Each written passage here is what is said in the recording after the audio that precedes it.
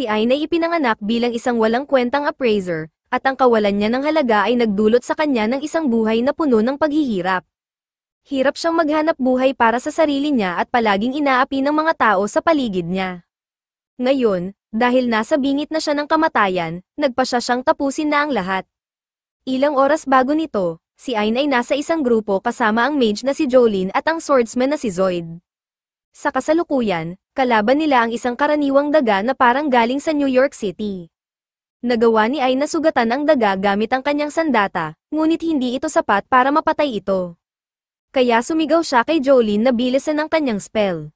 Sa wakas, natapos ni Jolene ang paghahanda at pinakawalan niya ang kanyang spell, na agad na pumatay sa daga sa isang iglap. Pagkatapos ng kanilang laban, sinimulan ni Zoid at Jolene na purihin ang isa't isa dahil sa mahusay nilang pagkakatrabaho. Gayunpaman, hindi sila kasing bait kapag kinausap nila ang appraiser na kasama nila. Pasiga na iniutos ni Zoid kay Ayn na bilisan ang trabaho niya.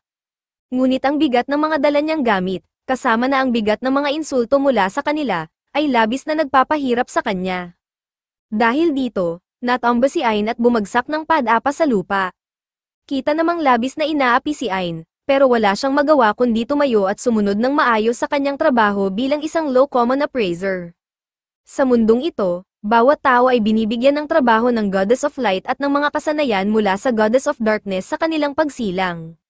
Sa pamamagitan ng paghasa ng mga kasanayang ito, maaaring makamit ang iba't ibang abilidad at kapangyarihan. Gayunpaman, ang mga trabaho ay ipinapasa ng henetiko kaya hindi ito maaaring baguhin. Ang mga trabaho ay hinahati sa 4 na antas, rare, high, common, at low common. Tulad ng nakikita, ang low common ay itinuturing na bronze tier trash, kaya karamihan ng mga may ganitong klase ay naiipit bilang mga magsasaka o mga ngalakal. Ang mga magulang ni Ayn ay may maliit na tindahan ng appraisal para masuportahan ang pamilya, ngunit parehong trahedyang namatay noong bata pa si Ayn, kaya naiwan siyang mag-isang ipagtanggol ang sarili. Dahil dito, napilitan siyang maging walang puri na pack mule para sa dalawa. At kahit galit siya sa pagtatrabaho para sa kanila, wala siyang magawa. Ginamit niya ang kanyang appraisal skill sa dagang kanilang napatay at nalaman niyang isa lang itong F-rank rat, kaya halos walang halaga ito. Ngunit ang ngipin ng daga ay D-ranked, kaya sapat na ito para kunin niya. Sinubukan niyang buksan ang bibig ng daga para alisin ang ngipin, ngunit sobrang higpit nito kaya matatagalan pa siya. Naiinip na sina Zoid at Jolene dahil sa tagal niya, kaya humiling siya ng kaunting tulong para mabuksan ang bibig ng daga ng mas mabilis. Subalit na insulto si Zoid na humiling pa siya ng tulong, kaya binato siya nito ng bato at sinabihan siyang walang kwenta. Galit na tumingin si Ayn kay Zoid dahil sa ginawa nito, ngunit sa kasamaang palad, wala siyang lakas para ipaglaban ang kanyang galit. Dahil dito, sinipa siya ni Zoid at napilitan siyang humingi ng tawad at magmakaawa para sa awa. Hindi na ginanahan si Zoid na bugbugin siya pa, kaya bumalik na lang si Ayn sa trabaho niyang tanggalin ang ngipin ng daga habang pinagtatawanan at iniinsulto siya ni na Jolene at Zoid. Tinatawag siyang maruming kolektor ng basura at labis nilang ikinatutuwa ang panlalait sa kanya dahil alam nilang wala siyang magagawa. Walang trabaho para sa isang tulad ni Ayn, kung gusto ng isang tao na malaman ang halaga ng isang bagay, maaari silang pumunta sa guild at ipa-appraise ito gamit ang magic item, kaya ang mga tulad ni Ayn ay naging ganap na walang silbi. Narinig niya ang lahat ng sinabi ng dalawa tungkol sa kanya, at alam niyang totoo ang mga iyon. Ang kanyang appraisal skill ay halos walang kwenta, kaya ang tanging trabaho niya ay maghanap ng pyesa para sa mga tulad ni na Jolene at Zoid.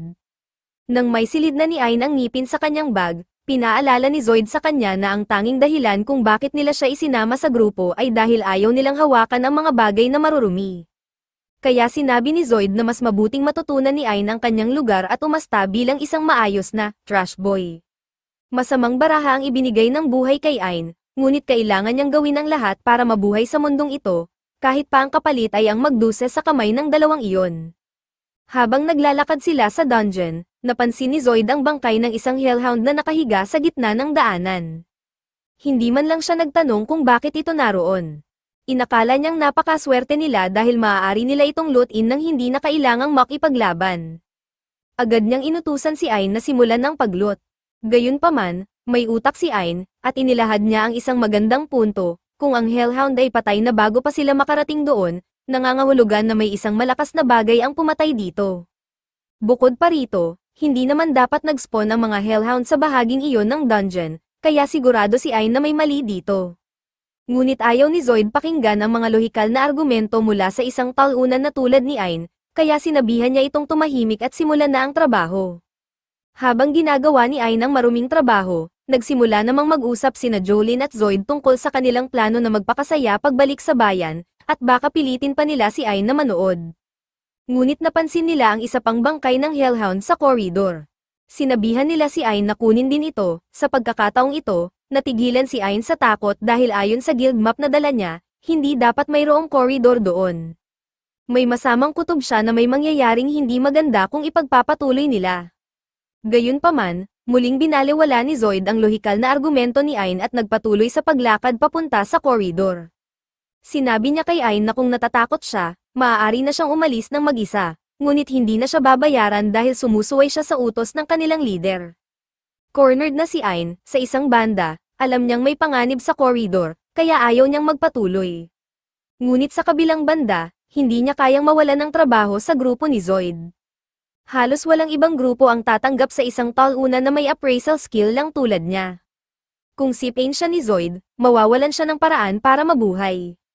Sa huli, napilitan si Ain na sumunod sa koridor kasama si Zoid, kahit alam niyang masama ang ideya. Habang naglalakad sila sa koridor, napansin nila ang maraming bangkay ng hellhound sa sahig. Akala ni Zoid jackpot sila dahil maaari nilang lutin ang lahat ng mga bangkay na ito at kumita ng malaki nang hindi kailangang makipaglaban. Ngunit nananatiling hindi mapalagay si Ain, kung ano man ang pumatay sa lahat ng mga hellhounds na iyon, malamang na naroon pa rin sa paligid. Naiinis na si Zoid sa walang tigil na pag-aalala ni Ain, kaya sumigaw siya rito na tumahimik at gawin na lang ang trabaho niya. Pero biglang may nakita si Ain na nakakatakot sa likod ni Zoid, kaya kinakabahan niyang itinuro ito. Paglingon ni Zoid, nakita niya ang 12-dosenang pulang mata na nakatitig sa kanila. Ilang sandali lang, isang grupo ng mga hellhounds ang lumitaw mula sa kadiliman. Lahat ng bangkay ng mga hellhounds na nakita nila kanina ay malamang resulta ng alitan sa loob ng grupo.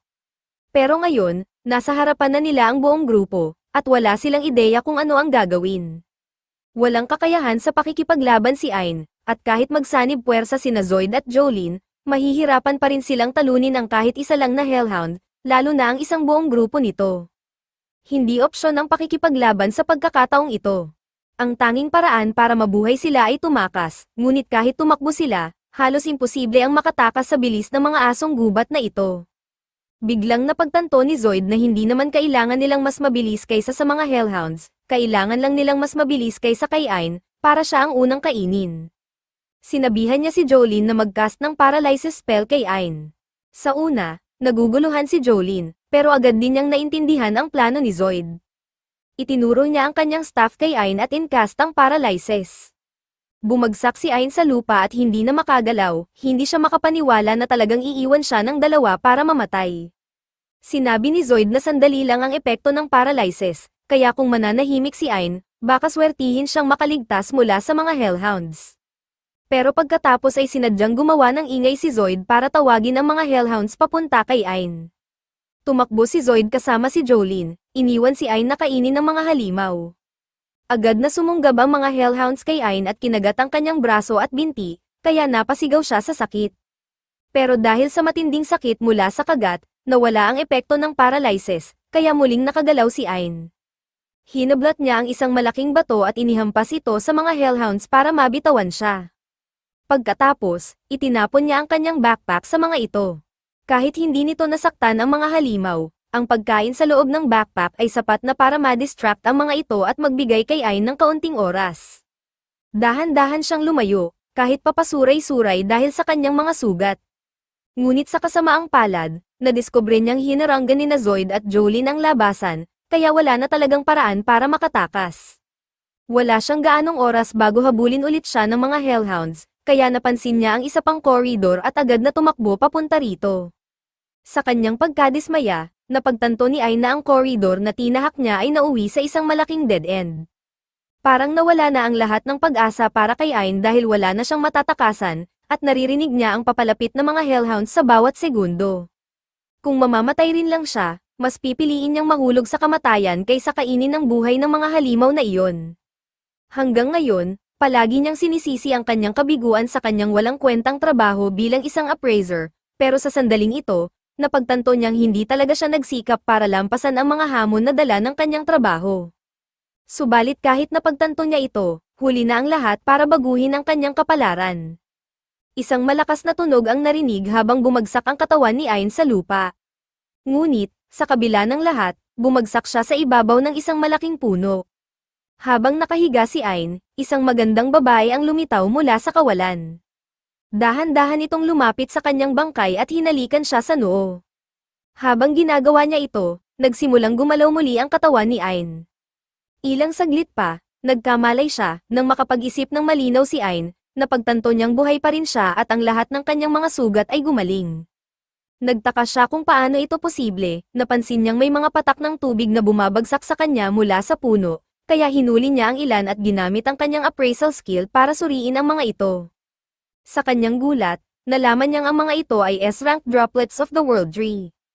Pagkatapos ay inappraise niya ang higanteng puno, at tama ang hinala niya, ang malaking punong ito ay ang maalamat na world tree. Noong unang panahon, mayroon lamang iisang world tree sa mundo, at ang puno na ito ang responsable sa paggawa ng mana na ginagamit ng tao para lumikha ng magic. Gayunpaman, ayon sa alamat, ang World Tree ay nalanta at namatay na matagal na panahon na ang nakalipas. Maraming iskolar ang nagteorya na maaaring buhay pa rin ang puno at nagtatago ito sa kung saan, kaya maraming malalaking ekspedisyon ang inilunsad para hanapin ito. Ngunit hindi ito kailanman natagpuan. Ngayon, naiintindihan ni Ain kung bakit, sino nga ba ang mag-iisip na hanapin ito sa pinakailalim ng dungeon. Napagtanto niya na ang puno ang nagdala sa kanya pabalik sa buhay, kaya taos-pusong nagpasalamat siya rito.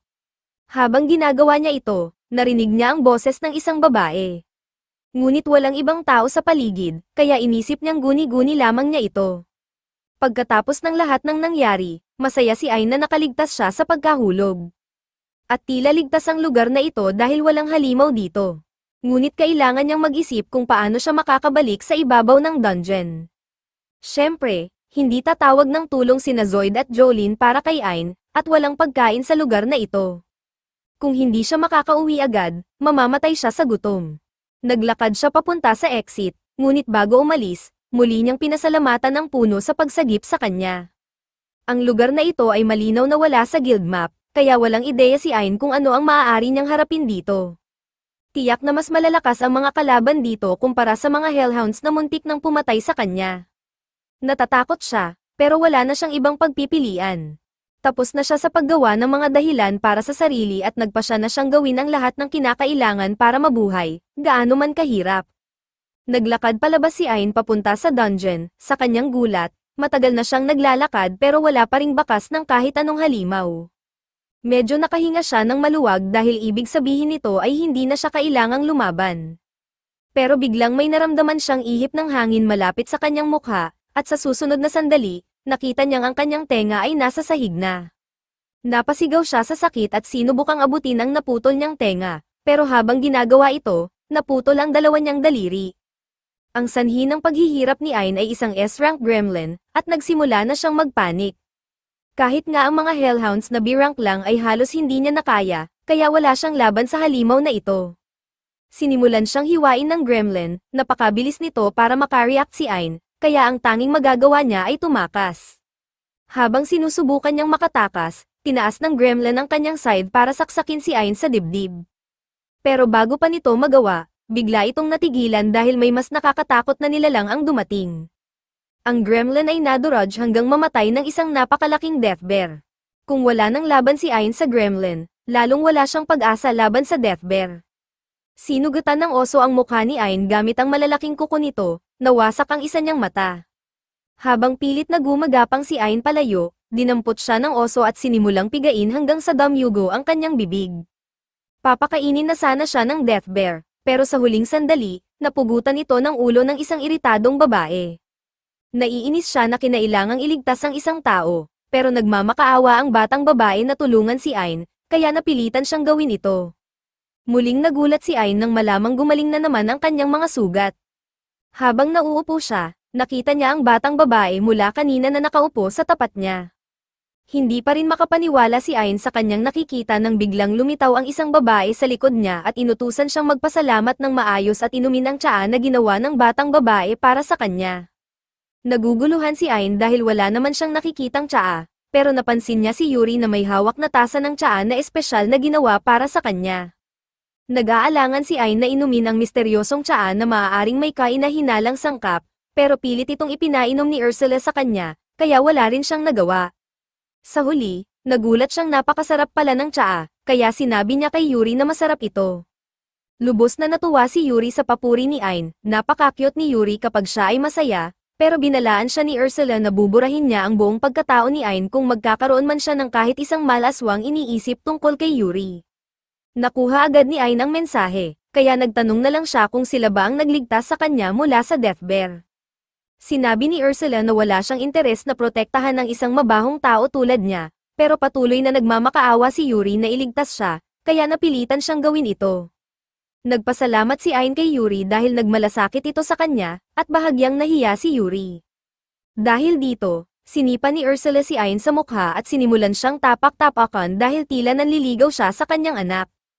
Nagulat si Ain nang marinig na si Ursula ang ina ni Yuri, pero mas tamang sabihin na si Ursula ay tagapag-alaga niya. Ganito na ang kalakaran mula nang una siyang itanim sa lugar na iyon. Maaaring mukha si Yuri na tao, pero siya talaga ang World Tree, isa sa siyam na umiiral sa mundong ito. Si Ursula ang inatas ang bantayan siya at ipagtanggol laban sa anumang potensyal na banta.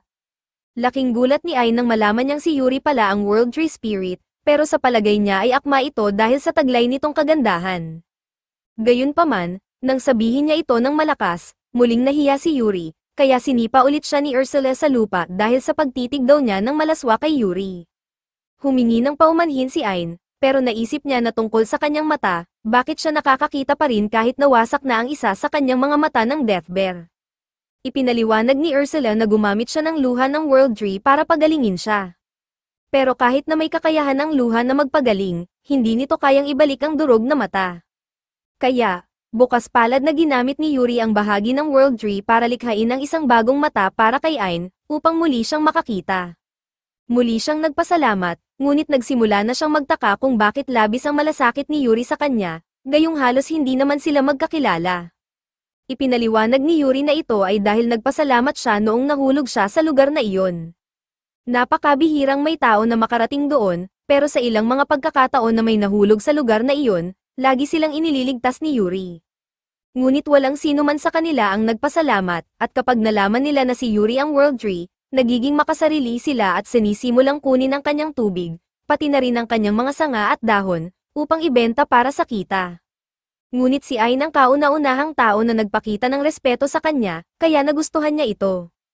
Ngunit kahit pa ganoon, hindi dapat naroon si Ain, kaya sinabi ni Ursula na kailangan na niyang umalis. Nagmakaawa si Yuri kay Ursula na huwag paalisin si Ain dahil tiyak na mamamatay siya kung babalik siya sa dungeon.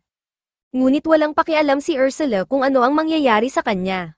Gayunpaman, nagmalasakit si Yuri kaya nakiusap siya kay Ursula na humanap ng paraan para masigurong makauwi si Ain ng ligtas. Subalit, limitado ang magagawa ni Ursula, bilang World Tree's Guardian, hindi siya maaaring lumayo sa puno, kaya hindi siya makakasama ni Ain sa pag-akyat sa ibabaw.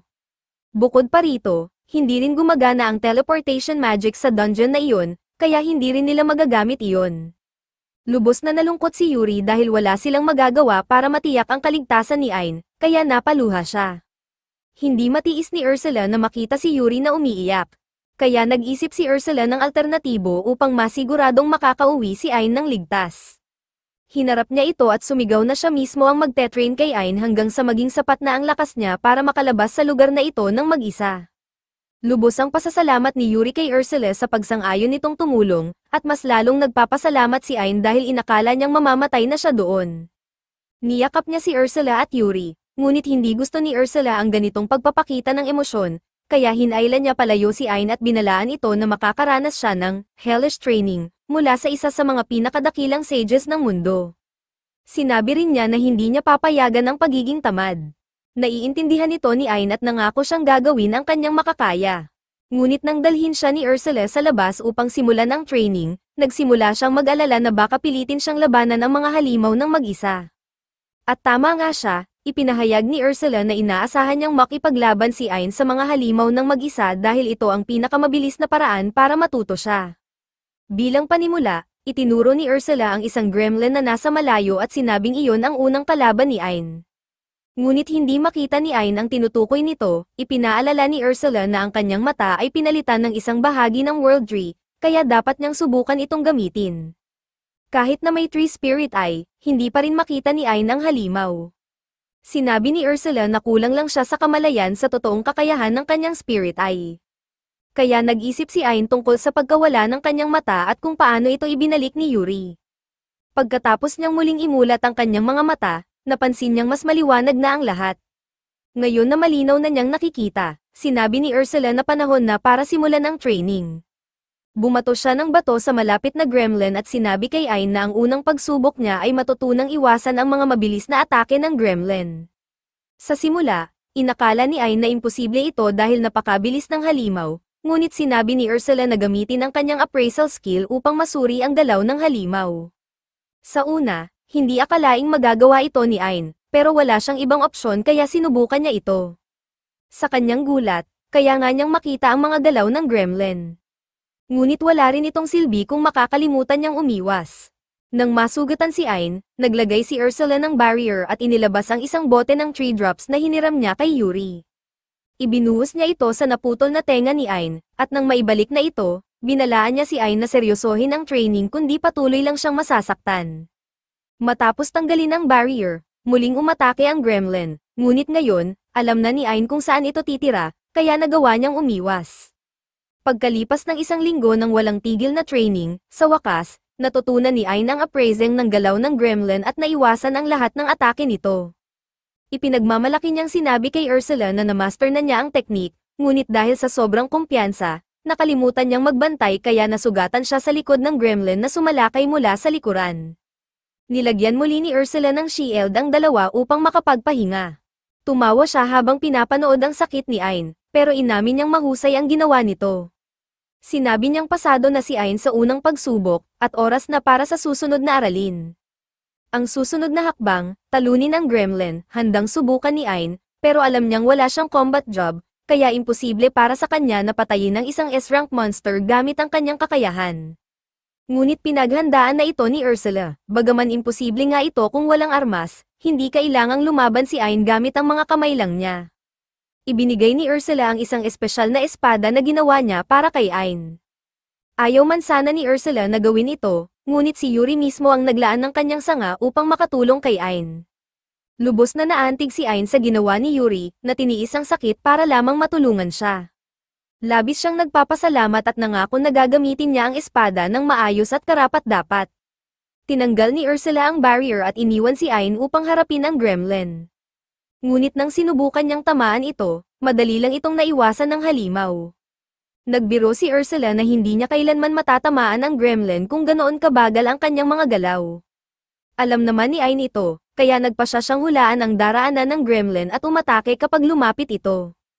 Gayunpaman, nang subukan niya ang estratehiyang iyon, tumalon lamang ang gremlin sa ibabaw niya, hindi naman ito tanga. Kung makikita nitong umatake si Ain, natural na iiwas ito. Kinailangan ni Ain na mag-isip ng bagong estratehiya.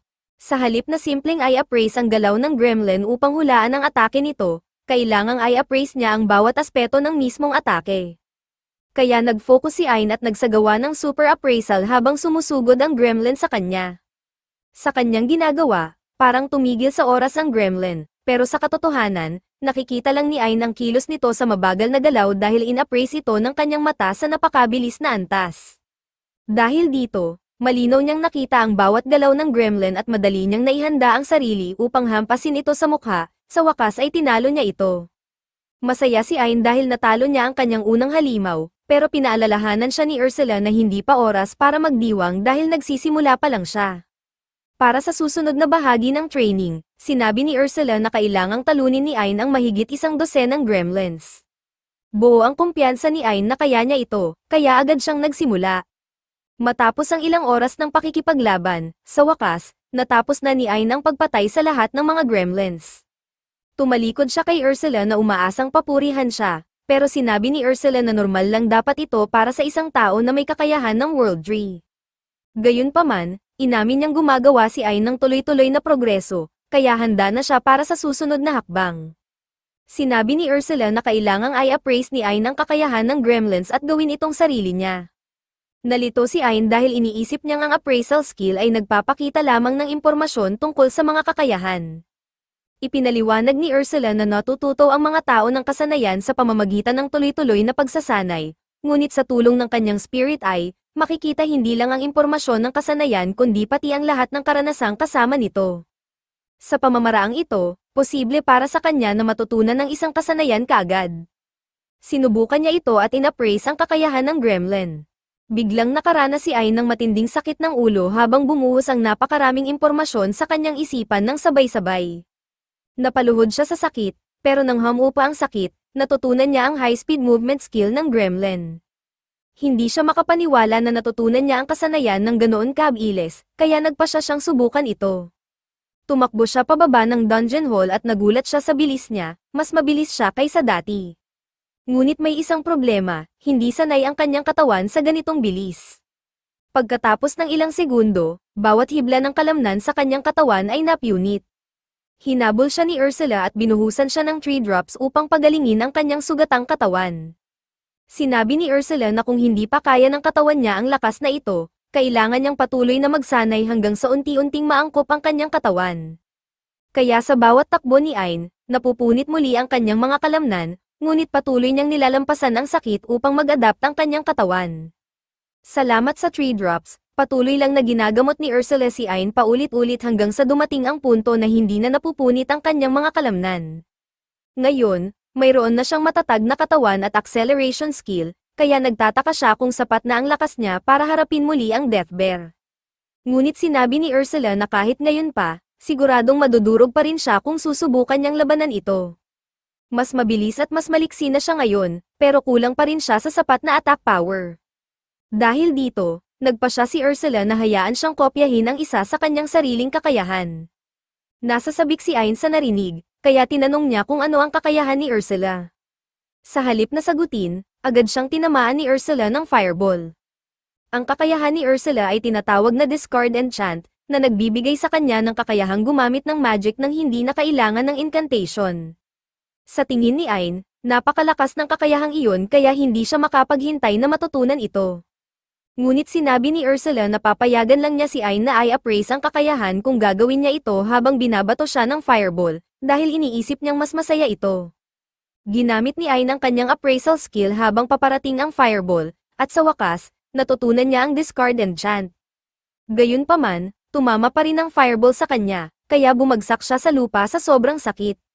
Matapos siyang muling gamutin, sinimulan ni Ain ang training para matutunan kung paano gumamit ng magic nang walang incantations. Subalit, dahil wala siyang magic-oriented class, napakababa ng kanyang mana reserves, kaya mabilis siyang nauubusan ng magic energy. Sa kabutihang palad, sa tuwing ginagamot siya gamit ang 3 drops, napapanumbalik ang kanyang mana at bahagyang tumataas ang kanyang magic capacity. Gayunpaman, kinakailangan pa rin niyang magpraktis ng matagal kung nais niyang ma-master ang teknik na ito. Pagkalipas ng kalahating buwan ng pagsasanay, natutunan na ni Ain kung paano mag-cast ng mid-level magic at ngayon ay kayanan niyang magpakawala ng higit sa 1,000 fireballs ng sabay-sabay. Sa kombinasyon ng kanyang bagong kakayahan at pinalakas na appraisal skill, naniniwala si Ursula na handa na si Ain na harapin ang isa pang Death Bear. Sa totoo lang, kinakabahan pa rin si Ain sa ideya ng pakikipaglaban sa isang napakalakas na halimaw ng mag-isa, pero tiniyak ni Ursula sa kanya na kung gagamitin niya ang lahat ng teknik na itinuro niya, madali niyang malalampasan ang laban. Nang harapin ni Ain ang Death Bear, sinubukan nitong sugurin siya gamit ang mga matutulis nitong kuko. Ngunit inappraise ni Ain ang galaw nito, at bago pa siya matamaan, nag-counter siya gamit ang isang point-blank wing cutter spell. Malaki ang pinsalang ginawa ng spell sa oso, pero hindi ito sapat para mapatay ito. Kaya nagsimulang magpakawala si Ain ng sunod-sunod na fireballs at patuloy na umatake hanggang sa bumagsak ang oso at mamatay. Mas madali ang laban kaysa sa inakala ni Ain, kaya naisip niya kung talagang mahina ang oso mula pa noon. Sa totoo lang, hindi mahina ang Death Bear, si Ain lang talaga ang sobrang lumakas. Ngayon napatay na ang Death Bear, handa na si Ain sa mga susunod na hamon. Pinuri ni Ain ang kakayahan ng Spirit Eye, at matapos ang matinding sakit ng ulo, sinabi ni Ursula na sapat na ang lakas niya ngayon para makalabas sa dungeon ng mag-isa. Ngunit bago siya umalis, may ibibigay na regalo si Ursula sa kanya, bagaman ginagawa niya ito dahil hiniling ni Yuri. Sinabi ni Ursula na gagawa siya ng bagong spirit eye para kay Ain gamit ang natitirang core ng Adril Tree. Hindi akalain ni Ain na karapat-dapat siya para sa napakahalagang regalong ito, pero sinigawan siya ni Ursula, sinabing ipinapahiram lamang sa kanya ang core. In-enchant niya ito upang, kung sakaling mamatay si Ain, automatikong babalik ang core sa puno. Sinabihan siyang tumigil na sa pag-aalala at tanggapin na lang ang regalo. Ayaw nang makipagtalo ni Ain, kaya umupo siya para may implant ni Ursula ang spirit core sa kanyang mata. Matapos gawin ito, hindi niya naramdaman ang malaking kaibahan. Ipinaliwanag ni Ursula na mangangailangan ng oras bago makaangkop ang kanyang katawan sa bagong spirit god eye, kaya hindi pa niya magagamit ang buong kakayahan nito sa ngayon. Kahit ganoon, labis pa rin ang pasasalamat ni Ain, kaya lumingon siya kay Yuri para pasalamatan ito. Ngunit hindi niya makita si Yuri kahit saan, biglang lumitaw si Yuri sa harap niya, kaya tinanong ni Ain kung nasaan siya kanina. Ipinaliwanag ni Yuri na nasa loob siya ng kanyang mata. Sa pagkakaroon ni Ain ng World Tree Core sa kanyang mata, siya na rin mismo ay kwalipikado bilang bahagi ng World Tree. Dahil dito, malaya si Yuri na pumasok at lumabas sa kanyang mata anumang oras. Nangako si Yuri na magiging kapaki-pakinabang siya kay Ain, dahil magagamot niya ito anumang oras na masugatan siya. Natutuwa si Ain sa ideya ng mas maraming oras na magkasama sila, pero tinanong niya si Ursula kung okay lang ito sa kanya.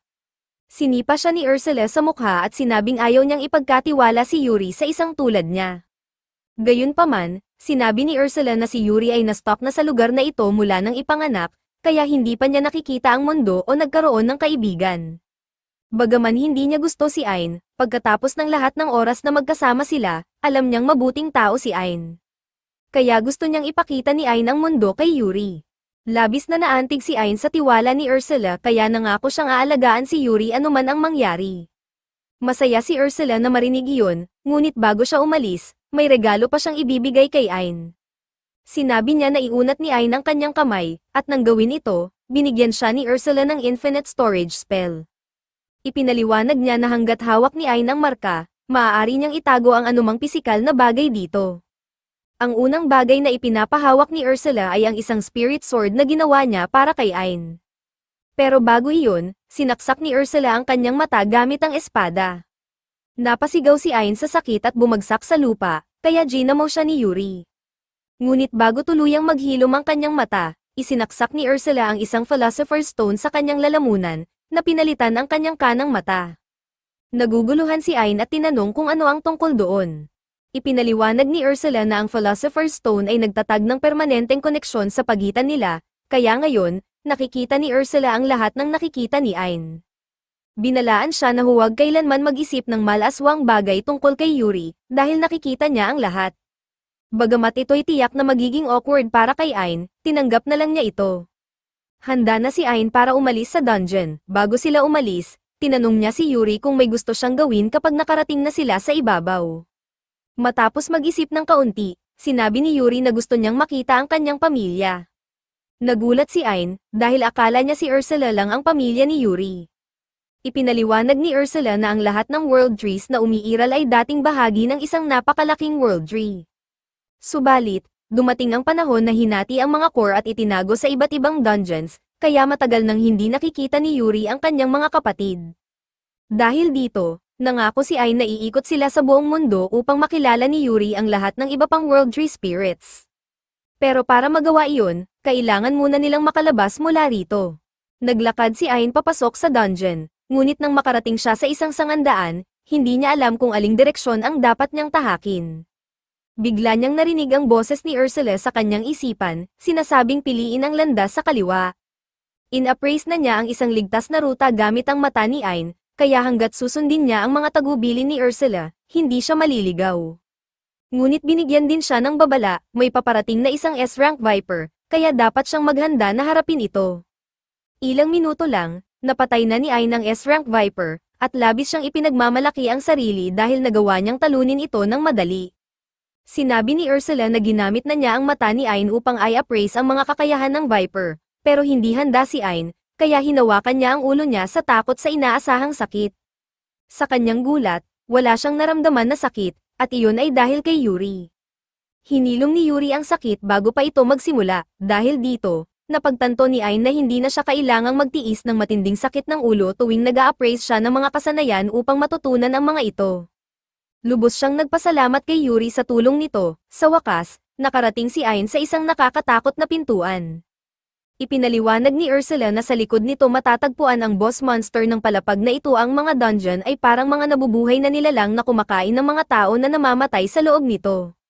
Kaya't palaging may dungeon core at isang dungeon boss upang protektahan ang core. Ang tanging paraan para makaalis si Ain ay talunin ang dungeon boss at sirain ang core.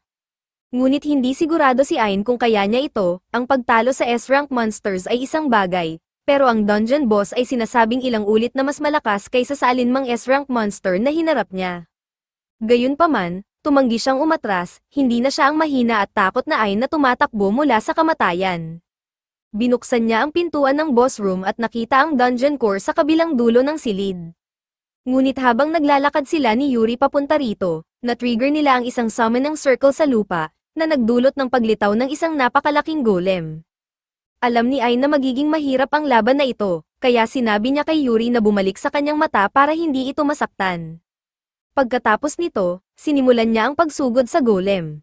Naiwasan niya ang unang atake nito gamit ang kanyang speed boost, ngunit hindi niya maiiwasan ang pangalawa, kaya nagdesisyon siyang harapin ito gamit ang kanyang superhuman strength skill.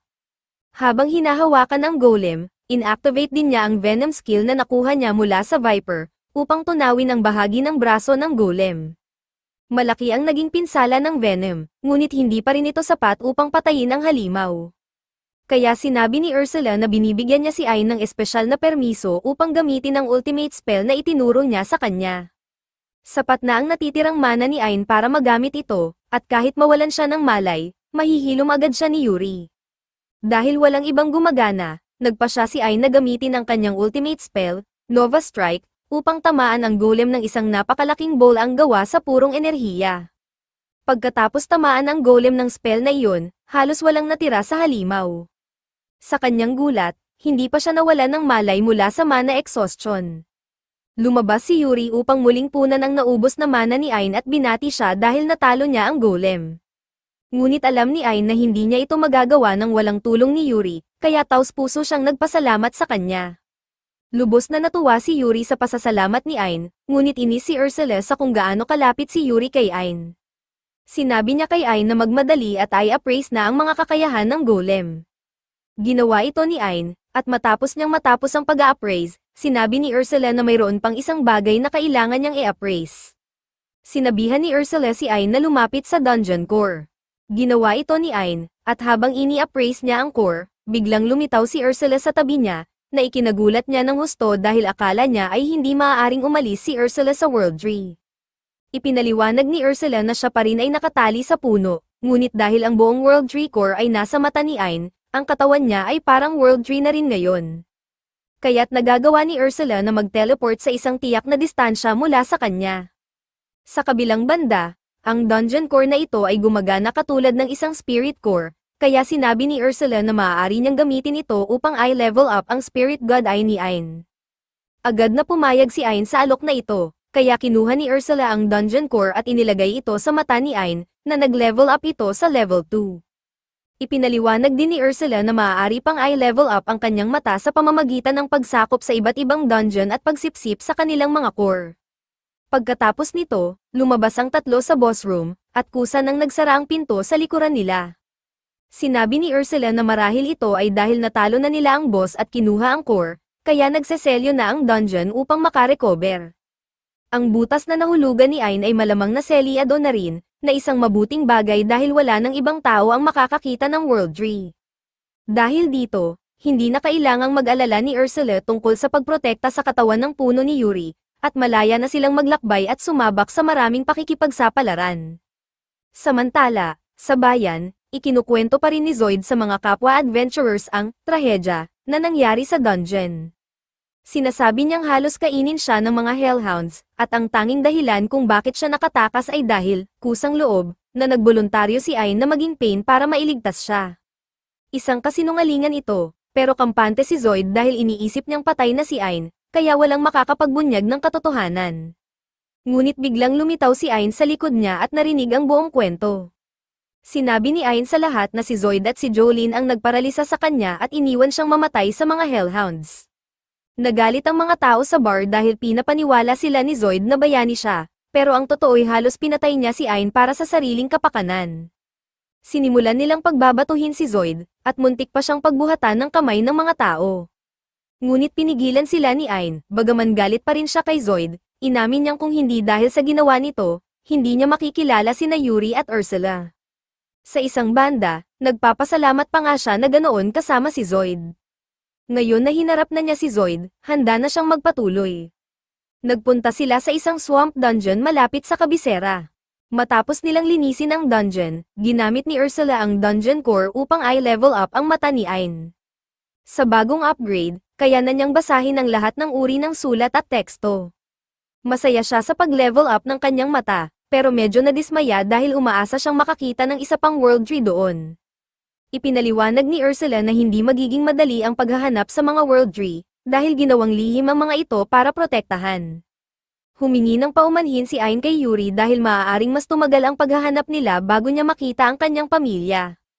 Sinabi naman ni Yuri na ayos lang iyon dahil masaya siya sa pakikipagsama kay Ain.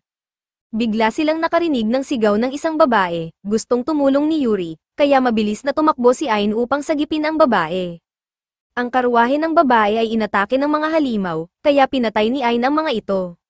Matapos mapatay ang lahat ng halimaw, sinimulan ni Yuri ang pagpapagaling sa mga sugatang gwardiya. Lumapit si Ain sa babae at tinanong kung ayos lang siya.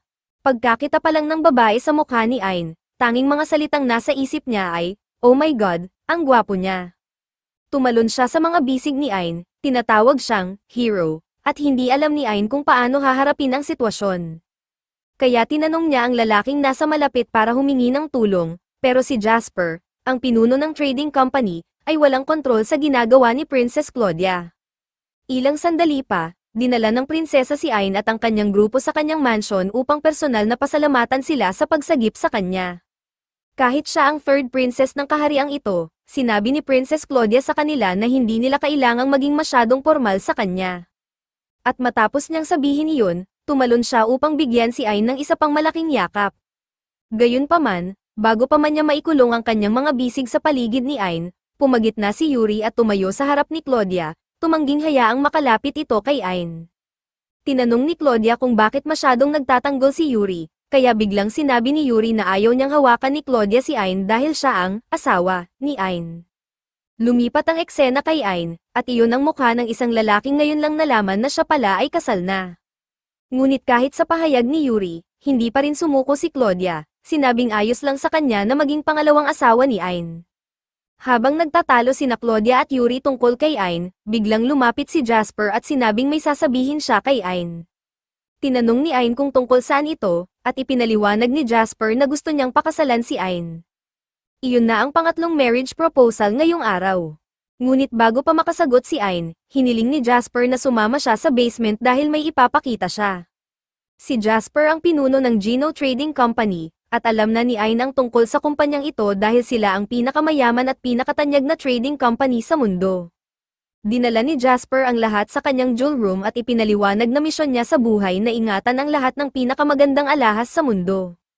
Ngayon, natagpuan na niya ang pinakamagandang hiyas sa lahat. Alam ni Jasper na ang mata ni Ain ay gawa sa spirit core, dahil marami na siyang ginawang pananaliksik tungkol dito. Na-inlove siya sa mata ni Ain sa unang tingin at nais niyang pakasalan si Ain para masilayan ang mga mata nito habang buhay. Sa una, tatanggihan sana ito ni Ain, pero hinayla siya ni Ursula at sinabihang pag-isipang mabuti dahil malamang si Jasper ay may impormasyon tungkol sa lokasyon ng iba pang spirit cores. Dagdag pa, mayaman si Jasper, kaya kung pakakasalan niya ito, magkakaroon siya ng access sa lahat ng yaman at resources nito. Gayunpaman, hindi interesado si Ain na maging isang gold digger, kaya tinanong niya si Jasper kung maaari na lang silang maging magkaibigan. Pumayag naman si Jasper, kahit sa ngayon lang, tinanong ni Ain si Jasper kung mayroon siyang impormasyon tungkol sa iba pang spirit cores, at kinumpirma ito ni Jasper. Gayunpaman, ang mga lokasyon ng mga ito ay napakadelikado kaya hindi niya magawang imbestigahan, pero, sa lakas ni Ain, hindi na dapat maging malaking problema ang kaunting panganib. Makalipas ang ilang sandali, nakarating ang grupo sa secret dungeon na binanggit ni Jasper. Umaasa si Ain na isa sa mga kapatid ni Yuri ay naroroon. Napansin niyang mukhang nag-aalala ang dalaga, kaya tinanong niya ito at sinabing kalmayan ang sarili.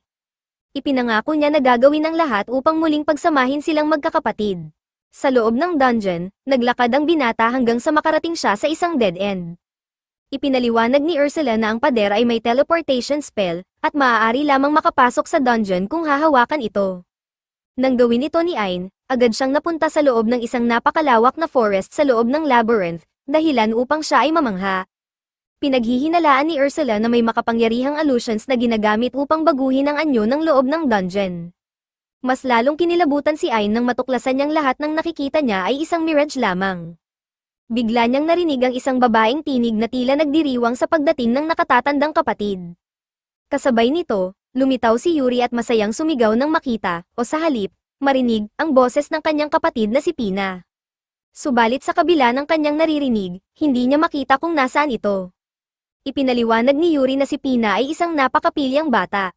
Samantala, gamit ang oracle, pinapanood niya ang loob ng dungeon at nakikita niyang sumama na ang kanyang kapatid sa isang tao. Binalaan sila ni Paya na si Pina ay naghihintay sa pinakadulong bahagi ng dungeon, at hiniling niya sa kanila ang good luck sa kanilang paglalakbay. Nagreklamo si Ain na ang layo ng nilakbay ni Yuri para makita lang ang kanyang kapatid, kaya tinanong niya ito kung pwedeng gamitin ang teleportation para makarating agad. Subalit, sumagot si Yuri na hindi niya ito magagawa, kaya't kailangan nilang maglakad. Hindi kumbinsido, napaisip si Ain na ang teleportation spell ay talagang hindi pangkaraniwan dahil si Ursula lang ang nakita niyang gumagamit nito. Samantala, idinagdag ni Pina na marami siyang inilagay na trap sa dungeon na siya mismo ang nagtayo, bukod pa sa mga monsters na nakakalat sa buong lugar. Sa madaling salita, walang kasiguraduhan kung makakarating ng ligtas ang dalawa. Sa kabila nito, nangako si Yuri na gagawin niya ang lahat ng kanyang makakaya. Ngunit agad siyang itinama ni Pina, sinasabing hindi siya kundi ang boyfriend niya ang kailangang magsikap. Namula si Yuri at agad na nagtanong kung ano ang nagbigay kay Pina ng ideya na boyfriend niya ang binatang kasama niya. Samantala, tinanggap naman ni Ain ang challenge at nag-anunsyo na dapat na silang umalis. Dahil sa panganib ng kanilang misyon, iminungkahi niyang mas mabuting manatili ang tree spirit sa loob ng kanyang mata. Nang makita ang tiwala ni Ain sa sarili, sigurado si Paya na hindi nito kakayanin ang pagsubok. Aniya, sa lahat ng secret dungeons, ang pag-aari nila ang pinakamahirap sa lahat. Kaya para sa kanya, mas makabubuti kung sisuko na lang si Ain bago pa siya tuluyang mapahamak. Ngunit sagot naman ni Ain, wala siyang magiging problema rito. Gayunpaman, nangako ang spirit na ipapamukha niya sa binata ang pagkakamali nito. Sa kanyang isipan, hindi alam ni Paya kung sino ang binatang ito o kung ano ang ginagawa niya kasama ang kanyang kapatid.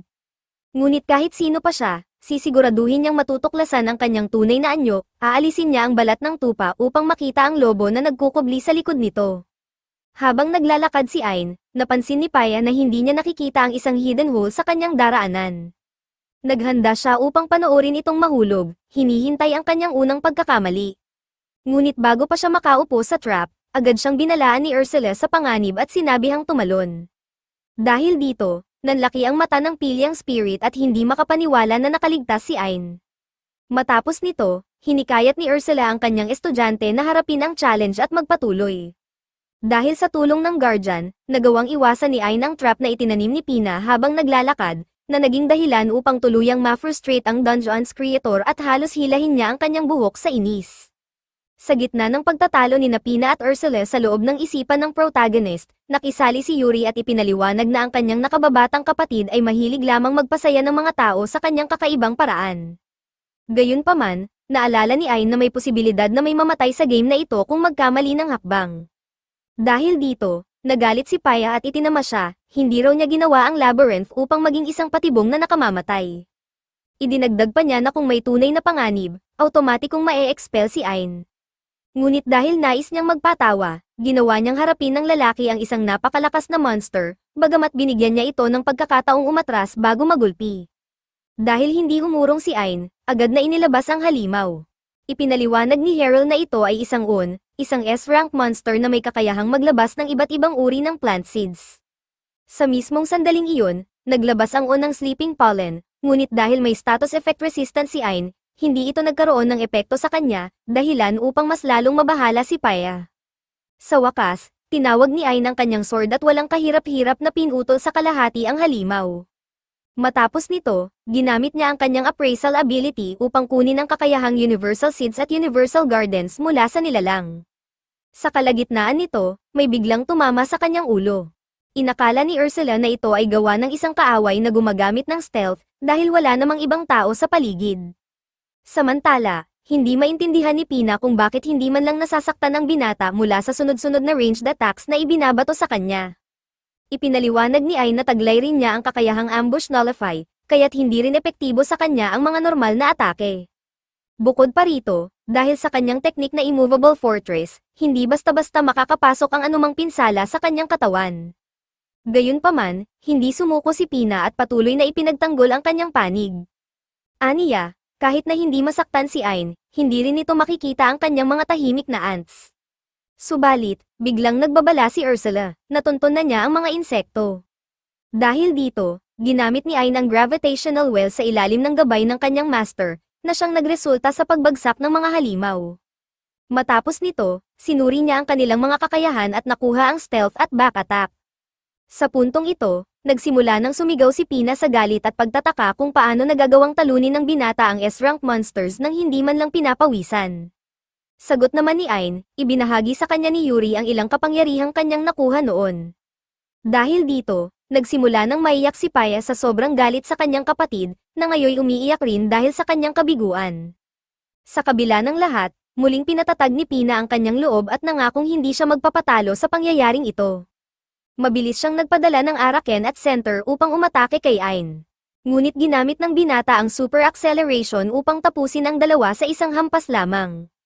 Sinuri ni Ursula ang mga bangkay ng halimaw para kay Ain, at natamo niya ang mga sumusunod na kakayahan, Steel Thread at Sticky Thread mula sa gagamba, Magic Archery at Arrow Dodging mula sa Humanoid Horse. Sa pagkakataong ito, dalawang S-rank monsters ang napatay ni Ain ng sabay. Biglang naramdaman ni Pina na mas malalim pa ang sitwasyon kaysa sa kanyang inakala. Napabulalas siya, tinatanong kung si Ain ba ay isang uri ng Supreme Monster.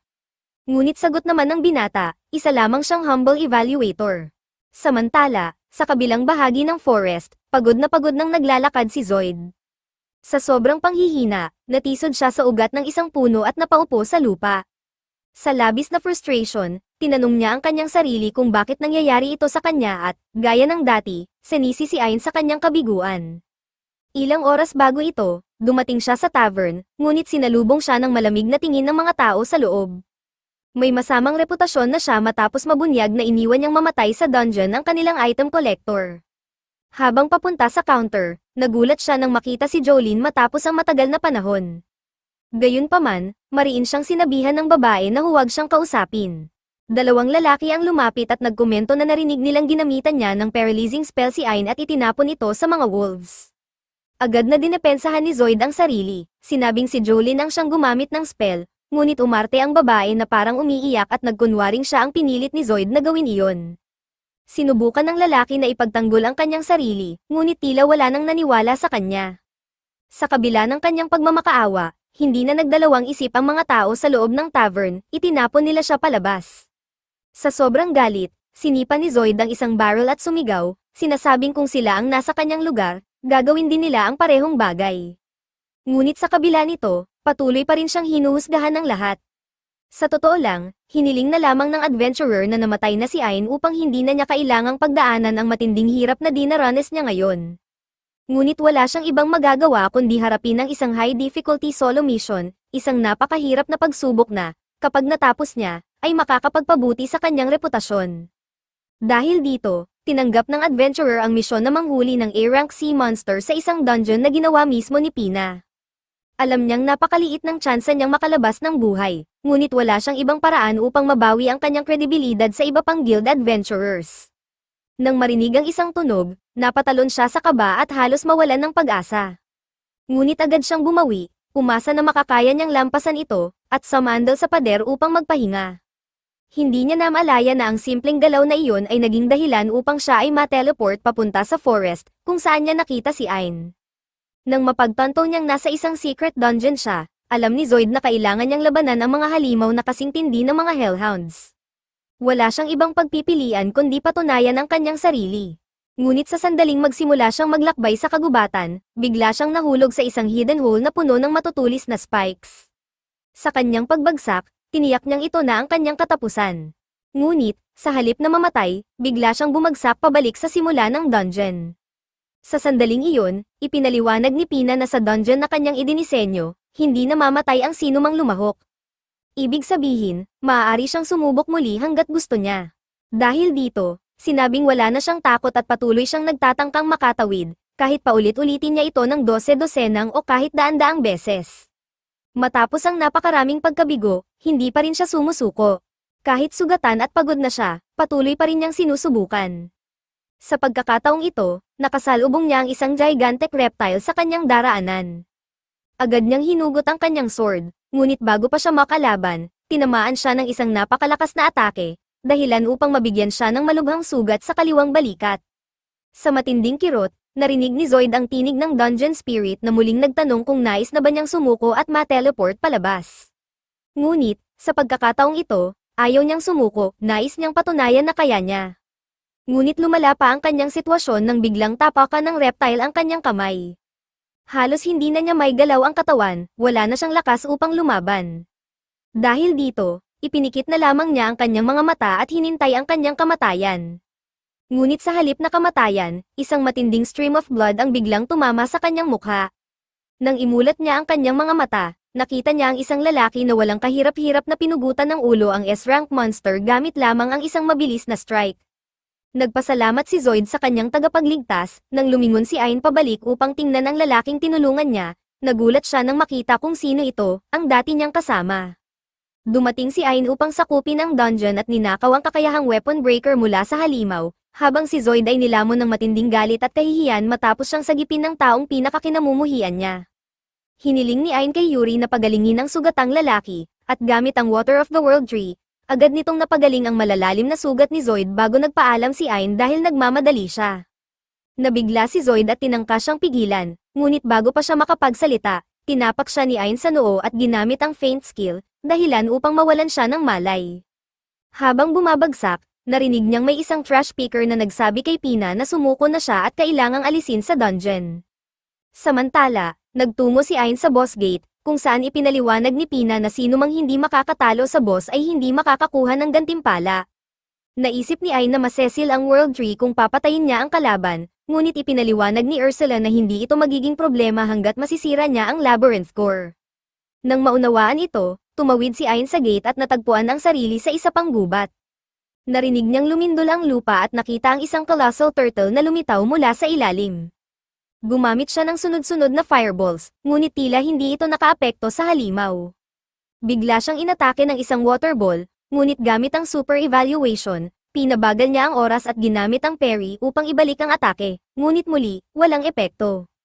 Naisip niyang may kakaiba sa halimaw, kaya't sinubukan niyang huwag gumalaw habang inaapakan siya ng turtle, na siyang nagpatunay ng kanyang hinala, isa lang itong illusion. Dahil sigurado na siya, ginamit niya ang dispel ability, at sa isang iglap, naglaho ang turtle, ipinakita ang tunay nitong anyo, isang maliit at harmless na hayop na nagawang baguhin ang kanyang evaluation reading. Labis na nagulat si Ursula sa kung sino talaga ang nilalang na ito, ngunit nang pilitin siyang patayin ito, gumawa si Ain ng isang emosyonal na apela upang patawarin ang nilalang, na sa huli, napapayag niya ang mischievous spirit.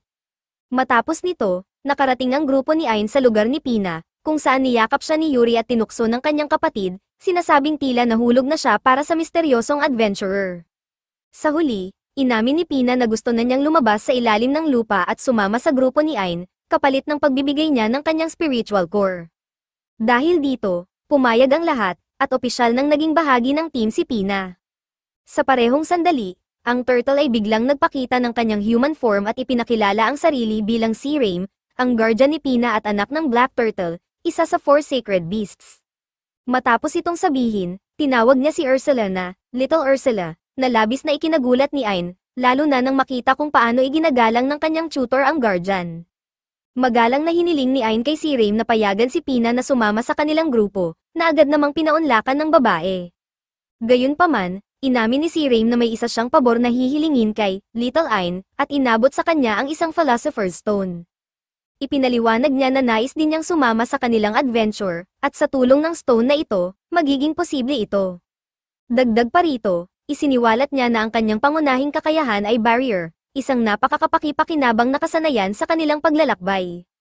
Dahil dito, lahat ay pumayag sa kanyang pagsali, kaya humiling si Siren kay Ursula na ay proseso ang spirit core ni Pina at i-link ito sa Philosopher's Stone pati na rin sa artificial eye ni Ain.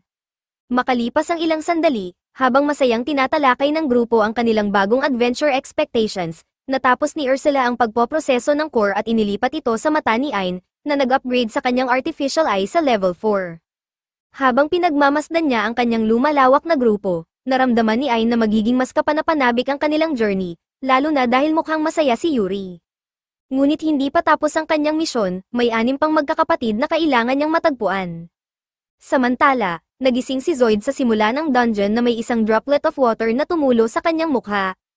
Nang mapagtanto niyang nailigtas siya ng dating scavenger ng kanyang grupo, napaiyak na lamang siya. Kinabukasan, sinamahan ni Jasper si Ain upang ibenta ang kanilang mga nakuha mula sa kanilang misyon. Ayon sa Noble, maaaring maghinala ang mga merchant sa counterfeit goods, ngunit dahil kasama siya, magiging maayos ang lahat. Samantala, nagulat ang ibang adventurers sa paligid sa presensya ng kilalang wealthy merchant na si Jasper, na mainit na tinanggap ng guild's countergirl. Tinanong siya kung ano ang kanilang kailangan, at sa bahagyang pagkailang, sinabi ni Ain na nais niyang ibenta ang ilang items na nakolekta niya mula sa mga dungeons. Matapos ang pagbebenta, idinagdag ni Jasper na balak niyang bilhin mismo ang mga items mula sa guild pagkatapos ng transaksyon. Hiniling ng receptionist ang identification ni Ain at naguluhan nang makita niyang isa lamang siyang F-rank evaluator, isang antas na halos imposibleng makapatay ng malalakas na monsters. Sa labis na pagdududa, tinanong niya si Jasper kung nalilinlang lamang siya. Bukod pa rito, ang mga nakapaligid na adventurers ay agad na humusga kay Ain dahil sa kanyang mababang ranggo, kaya't hiniling ni Jasper na ipakita niya ang mga dala niyang items. Agad namang inilabas ni Ain ang emblem sa kanyang kamay at itinapon ang mga material sa counter, dahilan upang mamangha ang lahat, lalo na nang makita nila ang Immortal King's Skull na nasa gitna ng bunten. Gayunpaman, dahil sa kanyang mababang adventurer rank, naniniwala ang karamihan na ninakaw lamang niya ang mga items, dahilan upang lalo siyang makaramdam ng sama ng loob. Ito mismo ang dahilan kung bakit ayaw niyang pumunta sa guild, upang maiwasan ang panghuhusga at pangmamaliit. Ngunit sa gitna ng kaguluhan, isang babae ang biglang pumasok sa guild at inutusan ang lahat na itigil ang kanilang walang kwentang paghuhusga. Aniya, hanggal ang pagbabase sa isang tao batay lamang sa kanyang posisyon sa guild. Sa sandaling ito, laking gulat ng lahat nang mapagtanto nilang ang babaeng ito ay si Megan, ang guildmaster ng kabisera. Lumapit siya kay Ain at sinuri ang kanyang kakaibang mata, dahilan upang matakot ang binata na baka natuklasan nito ang tunay na kalikasan ng kanyang artificial eye. Samantala, ginamit ng receptionist ang Eye of Truth upang suriin ang mga items at kinumpirmang tunay ang mga ito. Dahil dito, napilitan ang lahat ng adventurers sa paligid na lunukin ang kanilang mga maling paratang laban kay Ain. Ginamit ni Jasper ang pagkakataong ito upang idiin na sapat ang lakas ni Ain upang talunin ang mga halimaw na ito, kaya't agad na humingi ng paumanhin ang countergirl sa kanyang maling paghusga. Hiniling din ni Megan kay Ain na patawarin ang empleyado, sabay paliwanag na paparusahan niya ito sa paghusga sa iba batay lamang sa kanilang trabaho. Ipinaliwanag niyang kahit ang ating kapalaran ay tila nakatadhana mula sa pagsilang, ang buhay ay mas nagiging kawili-wili dahil may mga taong hindi pumapayag na makulong sa kanilang nakatakdang landas. Dahil sa kanyang mga salita, nadama ni Ain ang matinding emosyon at sinagot siyang natutuwa siyang may taong katulad ni Megan sa guild. Nagustuhan ng guildmaster ang paraan ng pagsasalita ng binata at binigyang diin niya ito sa pamamagitan ng paghila sa kanyang collar, sabay pahayag na si Ain ang eksaktong uri ng adventurer na gusto niyang makita sa hinaharap. Habang papaalis, ramdam niyang muling magtatagpo ang kanilang landas balang araw. Samantala, hiniling ng countergirl kay Ain na maghintay sa waiting room habang tinatansya ang presyo ng kanyang mga items. Ngunit bago pa ito matapos, tinanong ni Jasper kung maipapakita na ni Ain ang mga items na kanyang nakuha mula sa secret dungeon. Sa narinig na ito, biglang nagkagulo ang mga empleyado at mga adventurers, sabik na malaman kung sino talaga ang batang ito, dahil ang secret dungeon ay isang pagsubok na kakaunti lamang ang may kakayahang mapagtagumpayan. Ngunit dahil hindi sanay sa ganitong uri ng atensyon, biglang kinabahan si Ain at mabilis na tumakas. Kinagabihan, nagbabad siya sa isang well-deserved bath upang magpahinga at magnilay-nilay. Sa kabila ng lahat, bagaman labis niyang kinamumuhian ang pagiging minamaliit, hindi rin niya hinahangad na gawing sentro ng atensyon. Habang nagpapahinga sa men's bath, biglang lumitaw si Yuri at nagkomento kung gaano kaganda ang gabi. Nabigla si Ain at hindi kaagad nakasagot, lalo na nang mapansin niyang hindi lang si Yuri ang naroon, lumutang din sa tubig si Pina at pabirong binanggit kung gaano siya kasabik nang makita ang kanyang kapatid sa paraang, as nature intended. Agad niyang tinanong kung bakit naroon ang dalawa sa men's bath, at ipinaliwanag ni Pina na bilang nature spirits, hindi sila dapat pilitin na sundin ang mga panuntunan ng tao. Kung hindi pa yun sapat, dumating si Harold Love upang pag-alitan si Ain dahil sa maling parte ng katawan ng kanyang anak na tila napansin niya. Dahil sa gulong ito, napilitang lumabas ng paliguan si Ain nang mas pagod pa kaysa noong pumasok siya. Habang nagpapahinga, huling lumapit sa kanya si Raim, na nagsabing matagal na siyang hindi nakakakita ng ganito kasayang samahan, kaya tama lamang naiwan niya si Pina sa pangangalaga ni Ain. Tinanong ng binata kung si Pina ay parang anak ni Raim, at kinumpirma niya ito. Ipinaliwanag na ang mga guardians ang lumikha ng mga spiritual cores, at ang mga egos na nakapaloob dito ay ang mga dalaga. Nangangahulugan ito na si Raim ay tunay ngang ina ni Pina. Dahil dito, naisip ni Ain kung may iba pang pairs maliban kay Yuri at Ursula, at sinagot siya ni Raim na mayroong 7 lamang. Nalito si Ain dahil narinig niyang ang first 3 ay natuyo na matagal na ang nakalipas. Ngunit kinumpirma ng babae na hindi naman tuluyang nawasak ang spiritual core nito, at malamang nabuhay pa rin ang kanilang first spirit, si Echidna, ang panganay sa magkakapatid. Gayunpaman, walang nakakaalam kung nasaan siya o kung nasaan ang mga dungeons na nagtataglay ng iba pang mga puno.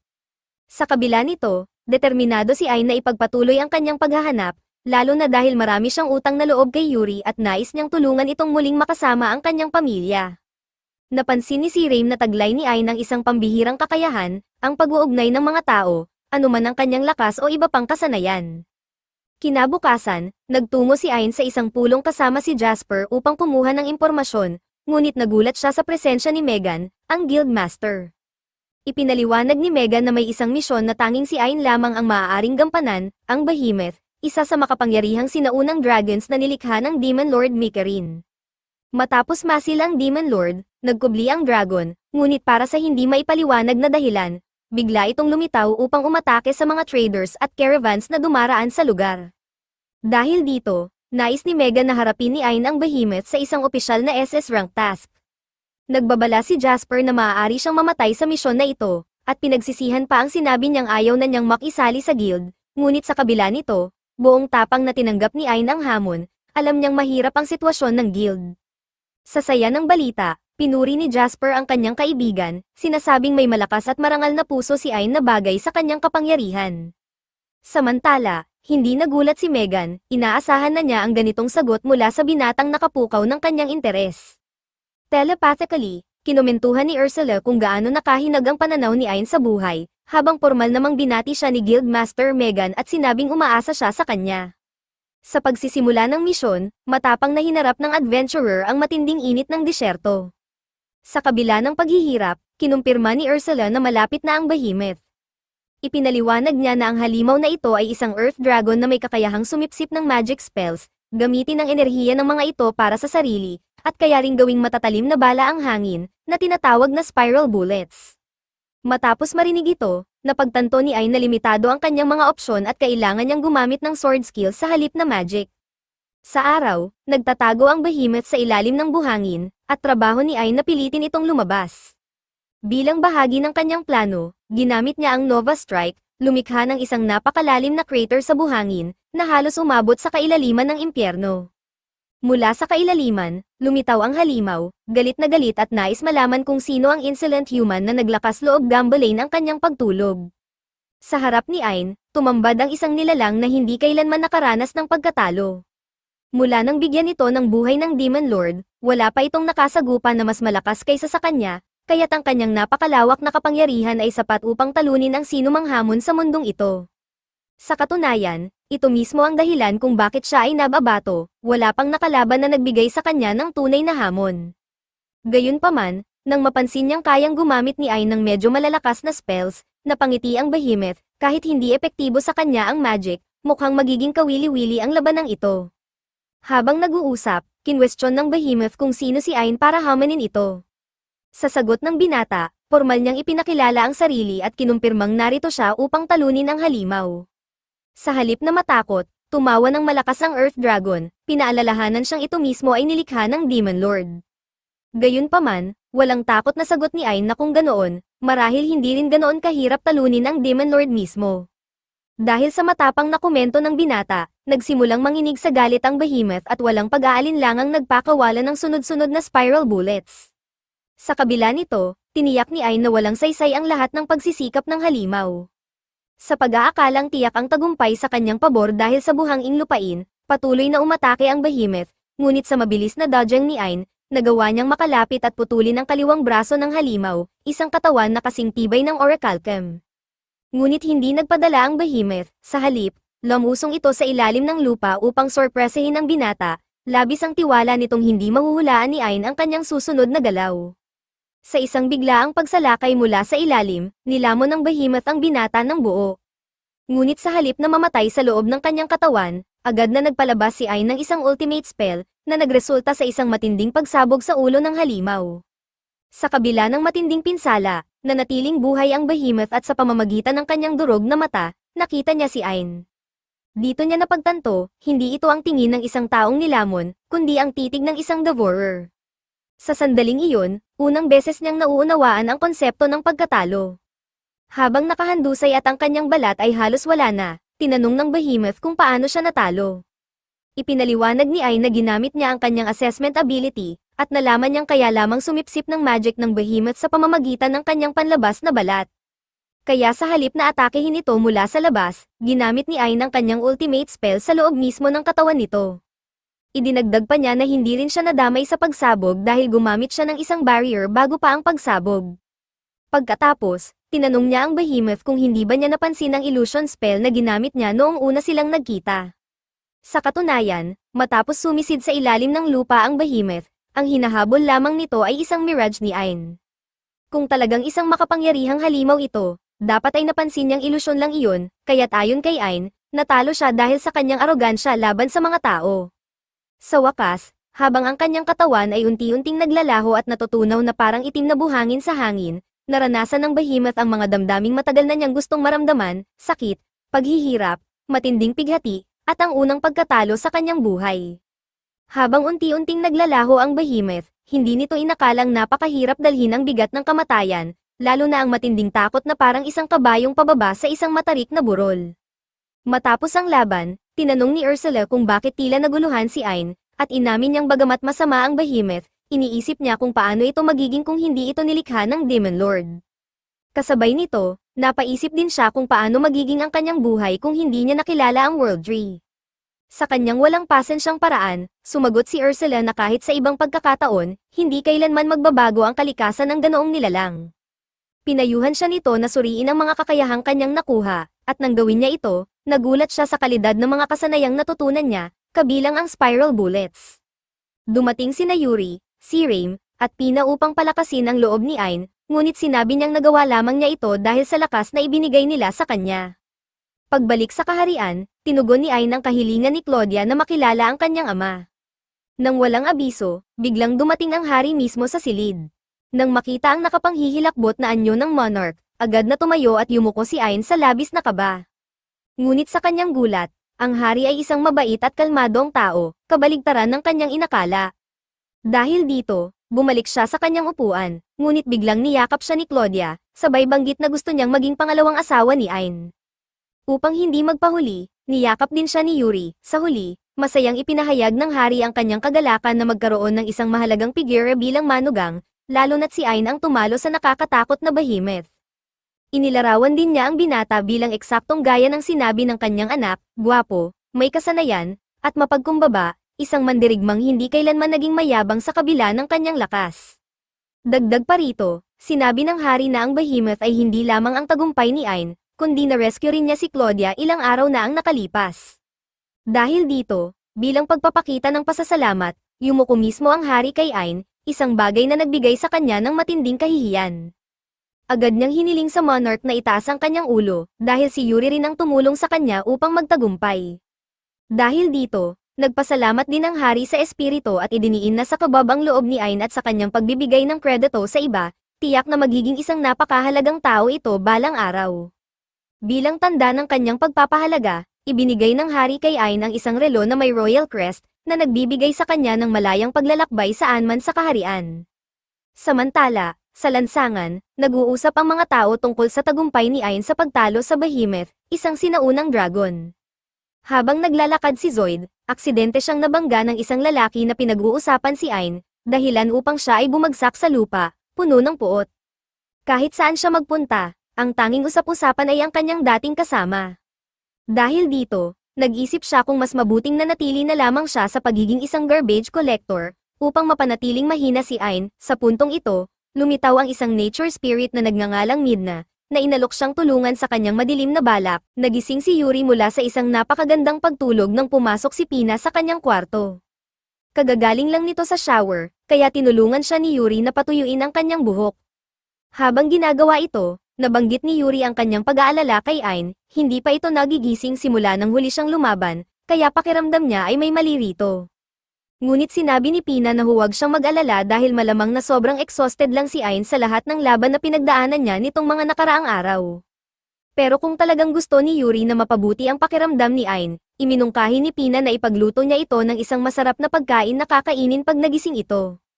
Siguradong maa-appreciate ito ni Ayn. Naisip ni Yuri na magandang ideya ito, kaya sinabi ni Pina na dapat silang mamili ng mga sangkap bago pa magising si Ayn. Ngunit nag-aalinlangan si Yuri na lumabas nang walang kasama si Ayn, dahil maaaring maging delikado sa labas. Pero ano nga ba ang tsansa na may mangyaring masama sa isang beses na aalis sila nang wala si Ayn? Samantala, si Ayn ay nananatiling walang malay sa kama habang binabangungot. Nakikita niya ang mga alaala ng kanyang nakaraang buhay bilang si Zos Pak M, kung paano siya palaging tinatrato na parang basura, kahit anong gawin niya. Sa tuwing minaliit o minaltrato siya ni Zoid, tinanggap na lang niya ito ng may ngiti sa kanyang mukha, parang isang ganap na hanggal. Pagkatapos, nagkaroon siya ng isa pang bangungot, isang pangitain kung saan siya ay kinakain ng hellhounds ng buhay. Alam niya na ito ang magiging kapalaran niya kung hindi niya nakilala sina Yuri at Ursula. Lahat ng kanyang insecurities ay nagsimulang mag-anyong anino ng kanyang dating mahinang sarili, at sinabi nito sa kanya na gaano man siya magpursige, hindi niya kailanman mababago ang kanyang tunay na likas na pagkatao. Nagising si Ayn na sumisigaw mula sa kanyang bangungot at nakita niyang nakaupo si Ursula sa tabi ng kanyang kama. Sinabi nito sa kanya na matagal na siyang tulog, kaya nagsimula ng mag-alala sina Yuri at Pina. Ngunit nang mabanggit ang dalawa, agad niyang tinanong kung nasaan sila. Ipinaliwanag ni Ursula na lumabas sina Yuri at Pina upang mamili. Nag-alala si Ayn dahil hindi niya gustong lumabas sila nang walang kasama upang protektahan sila. Ngunit sinabi ni Ursula na walang dapat ipag-alala, dahil sinusubaybayan niya ang kanilang kinaroroonan in real time. Kaya kung may mangyari man, madali silang makakarating upang tumulong. Para sa ngayon, pinayuhan niya si Ayn na magpahinga pa ng kaunti, dahil halatang nagkaroon siya ng masamang panaginip. Sa puntong iyon, ibinahagi ni Ayn ang kanyang panaginip, na pagtanto niyang kung hindi niya nakilala sina Ursula at Yuri, o kung hindi siya tinulungan ni Ursula dahil kay Yuri, malamang ay naging pagkain na siya ng halimaw. Naiisip niya na puro swerte lang ang naging buhay niya, at sa kaibuturan ng kanyang puso, pakiramdam niya ay wala pa rin siyang halaga, isa lang siyang worthless appraiser. Samantala, hindi pa rin makapaniwala si Zoid sa alok na natanggap niya mula kay Echidna. Tinanong niya ito kung seryoso ba itong tutulungan siyang maghiganti kay Ayn. Sa puntong ito, ipinaliwanag ni Echidna ang tungkol sa Spirit Eyes. Sinabi niya na ang tanging dahilan kung bakit napakalakas ngayon ni Ayn ay dahil nabigyan siya ng isang Spirit Eye. Malamang, hindi man lang ito nagsikap para sa kanyang kapangyarihan. Dahil dito, tuluyan ang naunawaan ni Zoid ang nangyari, at pakiramdam niya ay hindi ito patas. Bakit ang isang tulad ni Ayn, na wala namang halaga, ay nagawang lampasan siya ng ganoon lang, dahil lang sa isang Spirit Eye? Dito pumasok ang isang alok ni Echidna, isang hindi matutulan ni Zoid. Tinanong niya ito, gusto mo bang magkaroon din ng sarili mong Spirit Eye? Sa sandaling marinig ito, agad na tinanggap ni Zoid ang alok. Wala siyang pagdadalawang isip, handa siyang gawin ang lahat upang makuha ang kapangyarihan na iyon. At sa mismong sandaling iyon, nabuo ni Echidna ang isang Spirit Eye sa kanyang kamay at walang pag-aalinlangan itong ibinaon sa noo ni Zoid. Agad na naramdaman ni Zoid ang matinding sakit habang ang kanyang katawan ay nagsimulang magbago. Nagsimula siyang mag-mutate, at nang matapos ang kanyang transformation, si Zoid ay naging isang malakas na halimaw at agad niyang sinubukan ang kanyang bagong kapangyarihan sa pamamagitan ng pagtalon sa ere at mabilis na pagtakbo sa mga bubong. Sa gitna nito, nakita niya si Jolene kasama ang bagong kasintahan, at dahil hindi pa rin siya nakaka-move on sa ginawa nitong pagtalikod sa kanya, agad niyang tinugis ang dalawa, kinagat at pinugot ang ulo ng kasintahan ni Jolene, habang mapanuksong tinatanong ito kung sino na ang poprotekta sa kanya ngayon. Sa takot, nagmakaawa si Jolene para sa kanyang buhay, pero walang awa siyang pinugutan ni Zoid. Samantala, sina Pina at Yuri ay nasa bayan nang marinig nila ang malakas na pagsabog at makita ang mga taong nagtatakbuhan mula sa isang halimaw na nagwawala. Habang tumutulong si Yuri sa isang batang nasugatan, patuloy namang winawasak ni Zoid ang lungsod, habang si Echidna ay natutuwa sa kaguluhang dulot nito. Pero sa tingin ni Echidna, oras na upang magtrabaho si Zoid, kailangan niyang patayin ang iba pang spirits upang mawalan ng kapangyarihan si Ain at bumalik ito sa pagiging mahina. Nasabik si Zoid sa ideyang ito at agad niyang tinunton ang pinakamalapit na spirit, si Yuri mismo. Muntik na niyang patayin si Yuri gamit ang isang suntok, pero sa huling segundo, iniligtas siya ni Pina sa pamamagitan ng isang barrier at mabilis na hinayla palayo. Sinubukan ni Zoid sirain ang barrier ngunit hindi ito matibag, kaya ipinaalala ni Echidna sa kanya ang espesyal na kapangyarihan niya, ang anti-spirit arts. Gamit ito, nakapag-ipon siya ng enerhiya at nagawang wasakin ang barrier sa pamamagitan ng matatalas niyang kuko. Mabilis niyang hinabol sina Yuri at Pina at sa muling pag-atake, napakadali niyang binasag ang pangalawang barrier ni Pina, na nagdulot ng matinding takot dito. Tumayo si Yuri sa harapan ni Pina upang protektahan ito, ngunit siya mismo ang nadakip ni Zoid, na nagbabalak na patayin siya sa mismong sandaling iyon. Sa huling segundo, dumating si Ain at mabilis na umatake, pinilit na pakawalan si Yuri. Kasabay nito, humingi ng paumanhin si Ursula sa kanilang pagkatagal, ngunit sinabi ni Ain na mas mahalagang bumalik sila sa ligtas na lugar. Sinubukan ni Ain na i-appraise ang halimaw, ngunit walang lumabas na impormasyon dahil sa isang napakalakas na consuming spell, na naging dahilan upang magtanong si Ursula kung sino ang nasa likod ng lahat ng ito. Muli, sumugod ang halimaw kay Ain, ngunit naiparada ito ng huli at agad niyang pinalipad palayo gamit ang kanyang lakas. Habang bumalik ang halimaw para sa panibagong pag-atake, sinubukan ni Ain na gumamit ng isang barrier upang harangan ito, ngunit tulad ng nangyari kay Pina, napakadali nitong binasag ni Zoid. Nasaktan si Ain mula sa huling pag-atake kaya agad siyang ininsulto ng halimaw, at nang marinig niya ang boses nito, napagtanto niyang si Zoid pala ang nasa likod ng nakakatakot na anyong ito. Kumpirmado ni Zoid na siya nga iyon at ipinagmamalaki niyang nakuha rin niya ang basbas ng isang spirit, kaya kasing lakas na siya ni Ain. Nagtaka si Ain kung paano ito nangyari, ngunit habang iniisip niya iyon, biglang sinamantala ni Zoid ang pagkakataon at sinuntok siya papunta sa isang pader. Sinundan ito ng isang matalim na slash, pero mabilis na umiwas si Ain at naglagay ng distansya sa pagitan nila.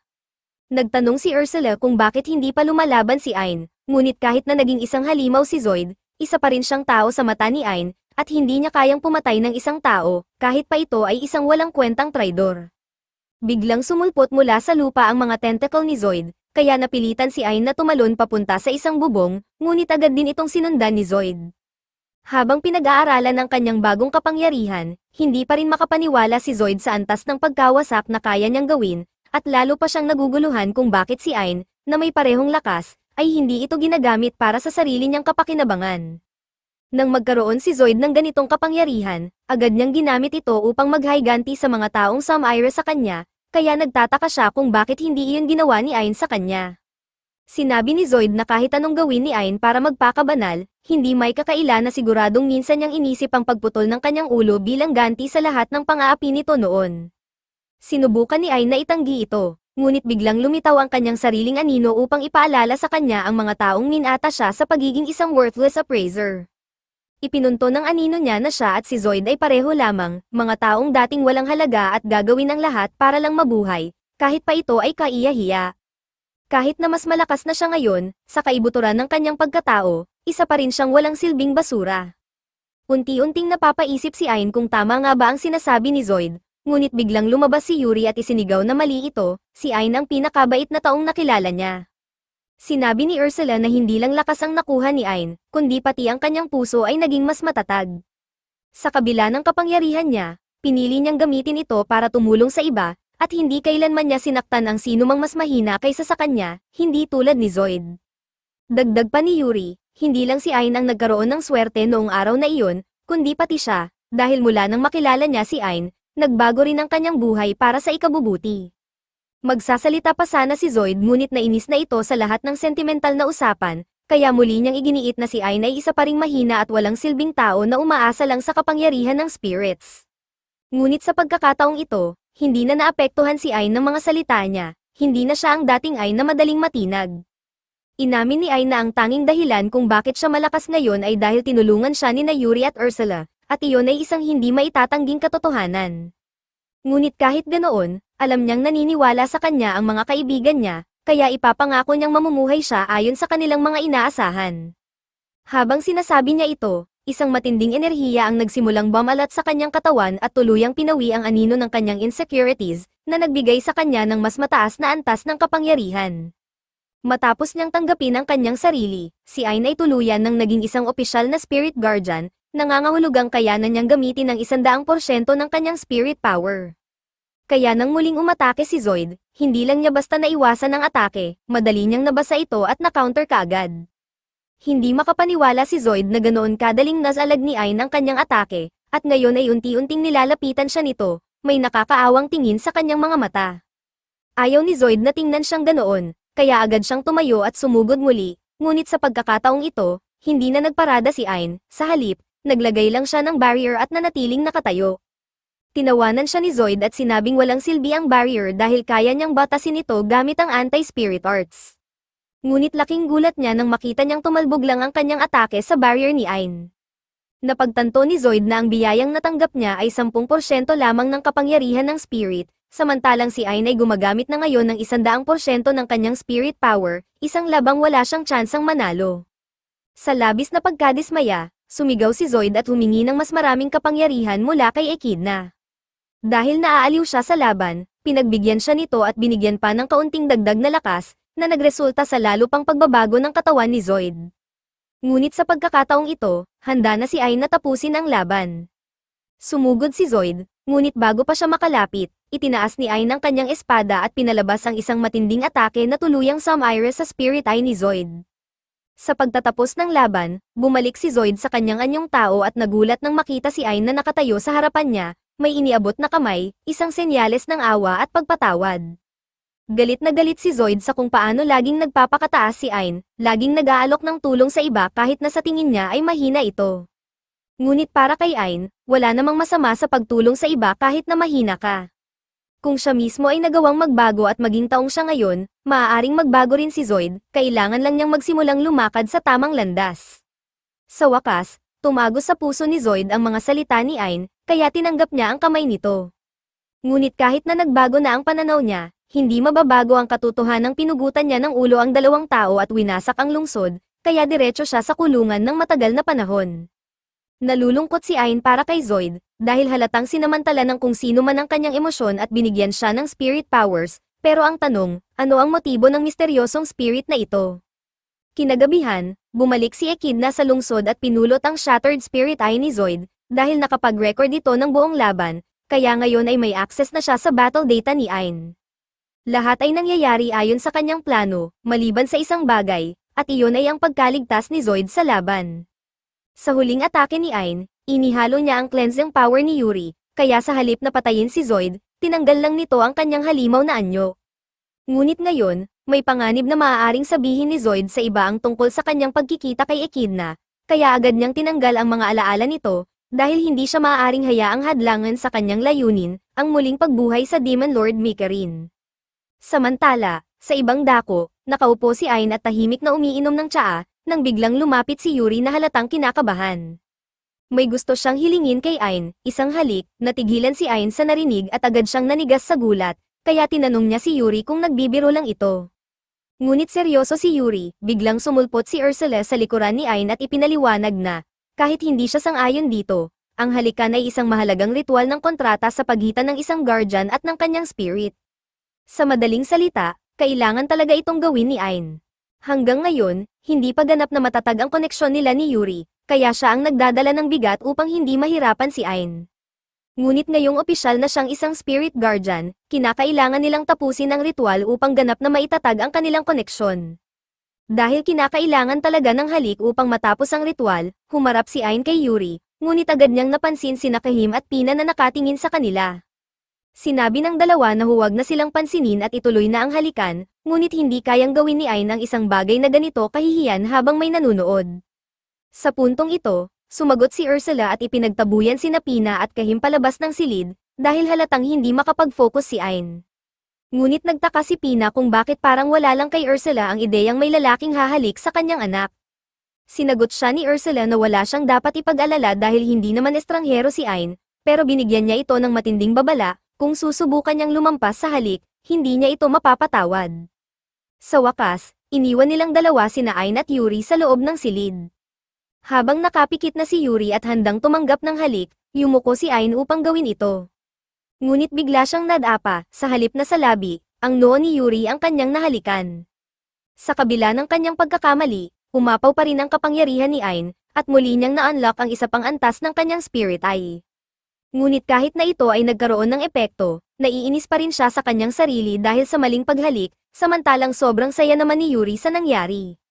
Samantala, si Echidna ay naglakbay papunta sa kastilyo ng Demon Baron Falco upang magbigay ng isang misyon. Gusto niyang ipapatay ang isang lalaking tao, wala namang problema kay Falco ang pagpatay ng isang mortal, ngunit hindi niya maintindihan kung bakit siya pa ang inutusan para sa isang tila walang halagang gawain. Ipinaliwanag ni Echidna na bagaman hindi mukhang delikado si Ain, siya ang taong nagawang talunin ng isang behemoth. Ngunit sa paningin ni Falco, hindi naman iyon kahanga-hanga, dahil kaya rin niyang gawin iyon. Gayunpaman, dahil kay Echidna siya may utang na loob, tinanggap niya ang misyon at binuksan ang isang portal patungo sa mundo ng mga tao.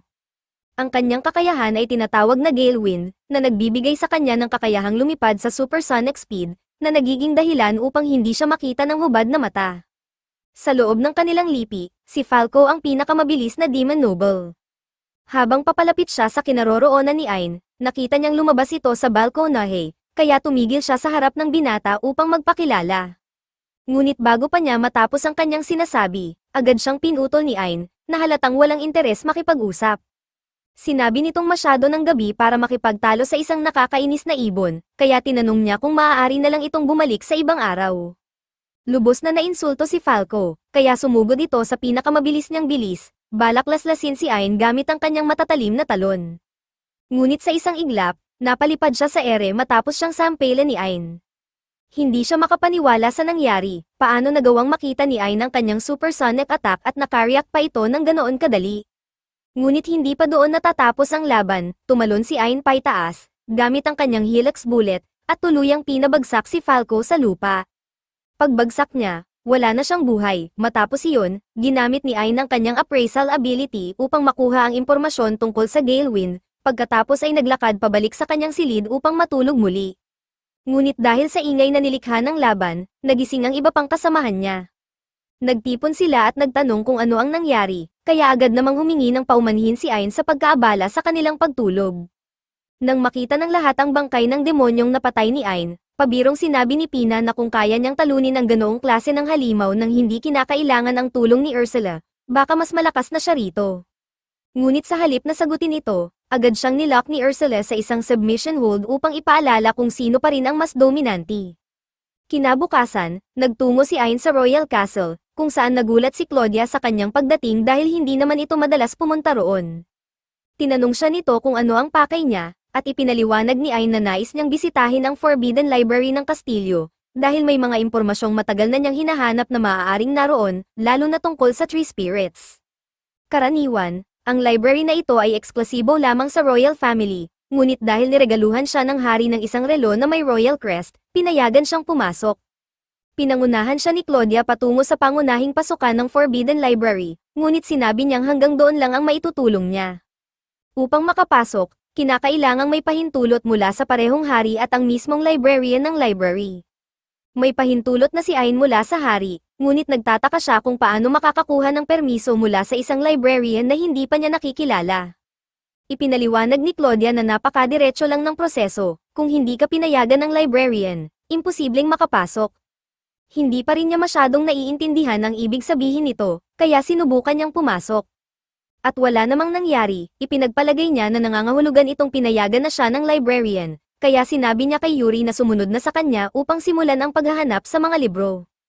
Ngunit nang subukang pumasok ni Yuri, bigla siyang napigilan ng isang barrier.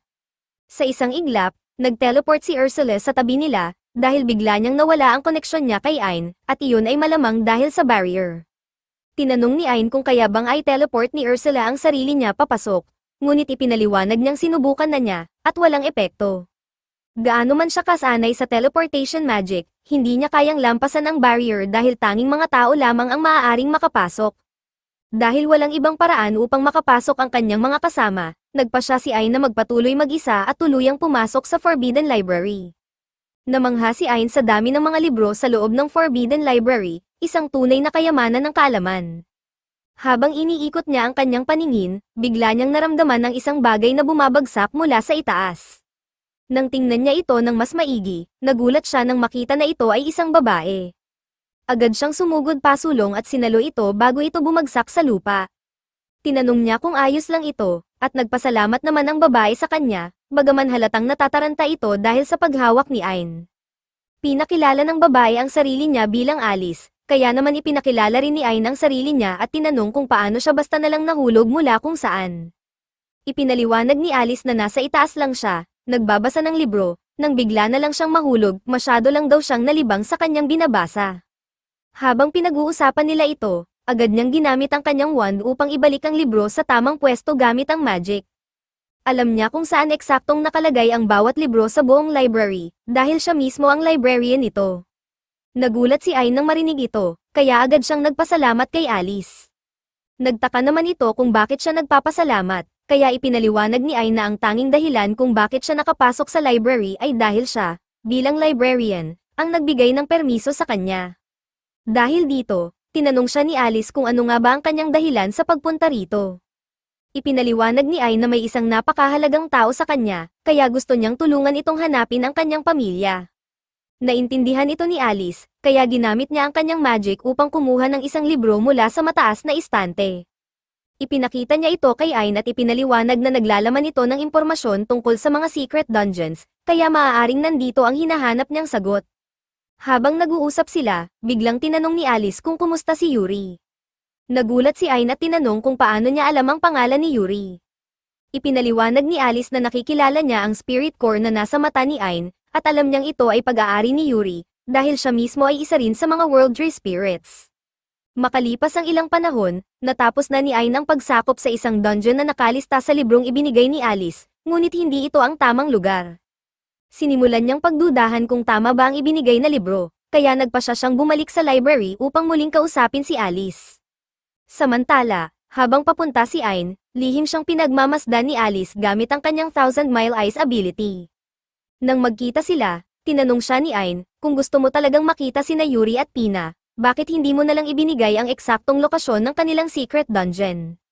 Hindi ba mas mapapadali sana iyon, ngunit natatakot si Alice na makialam sa mundo sa labas.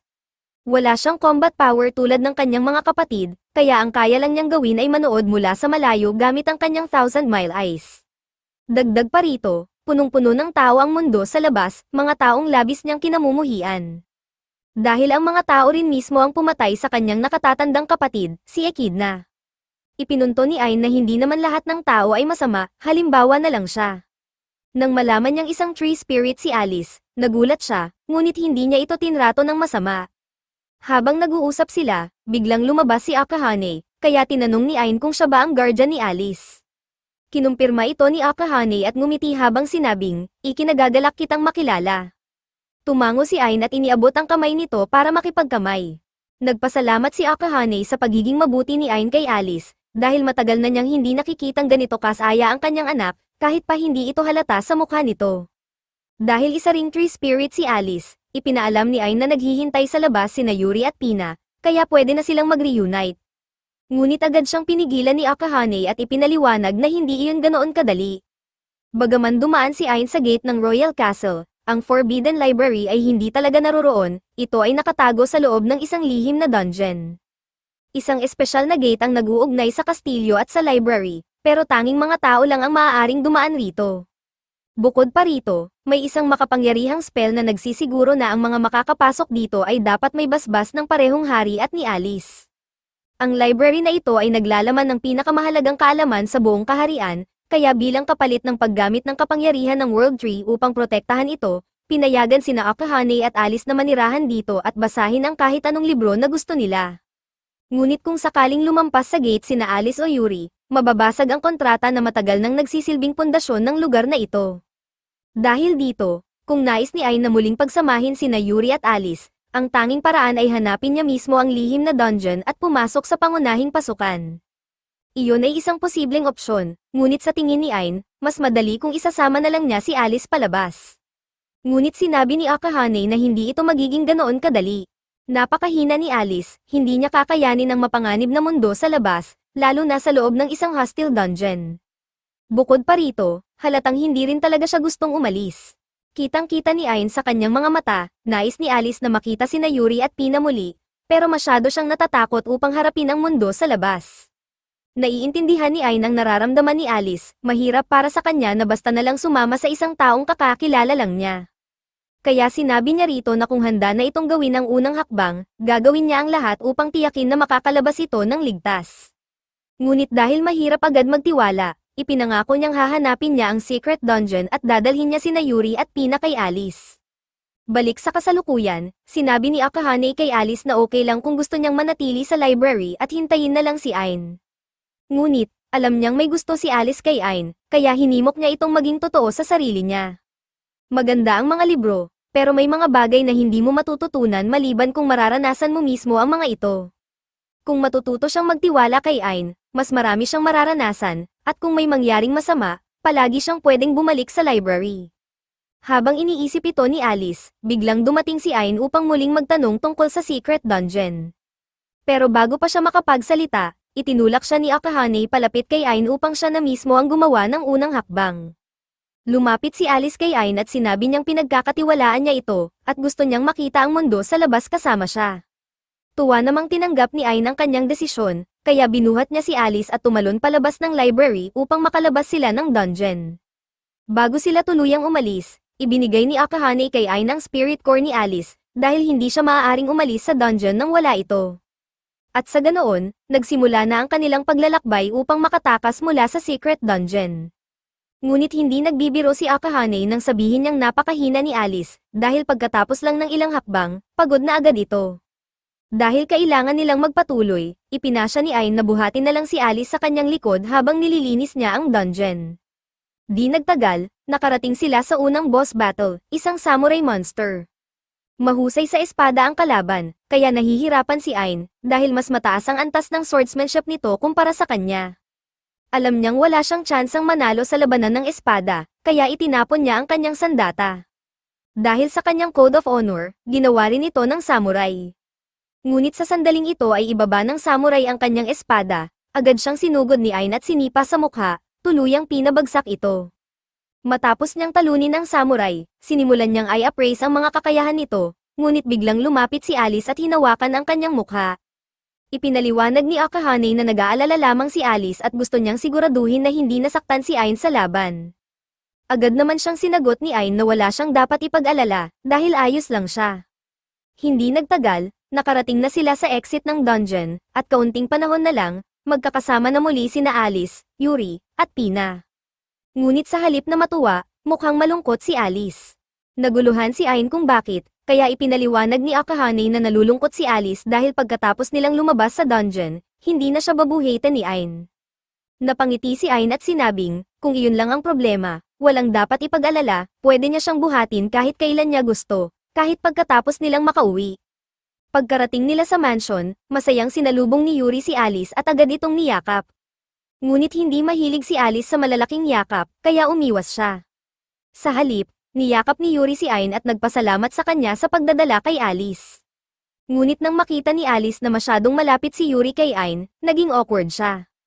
Dahil dito, nagpa siya si Pina na biruin siya, niniyakap din niya si Ain at sinabing, kung hindi ka magmadali, baka wala nang matirang espasyo para sa'yo.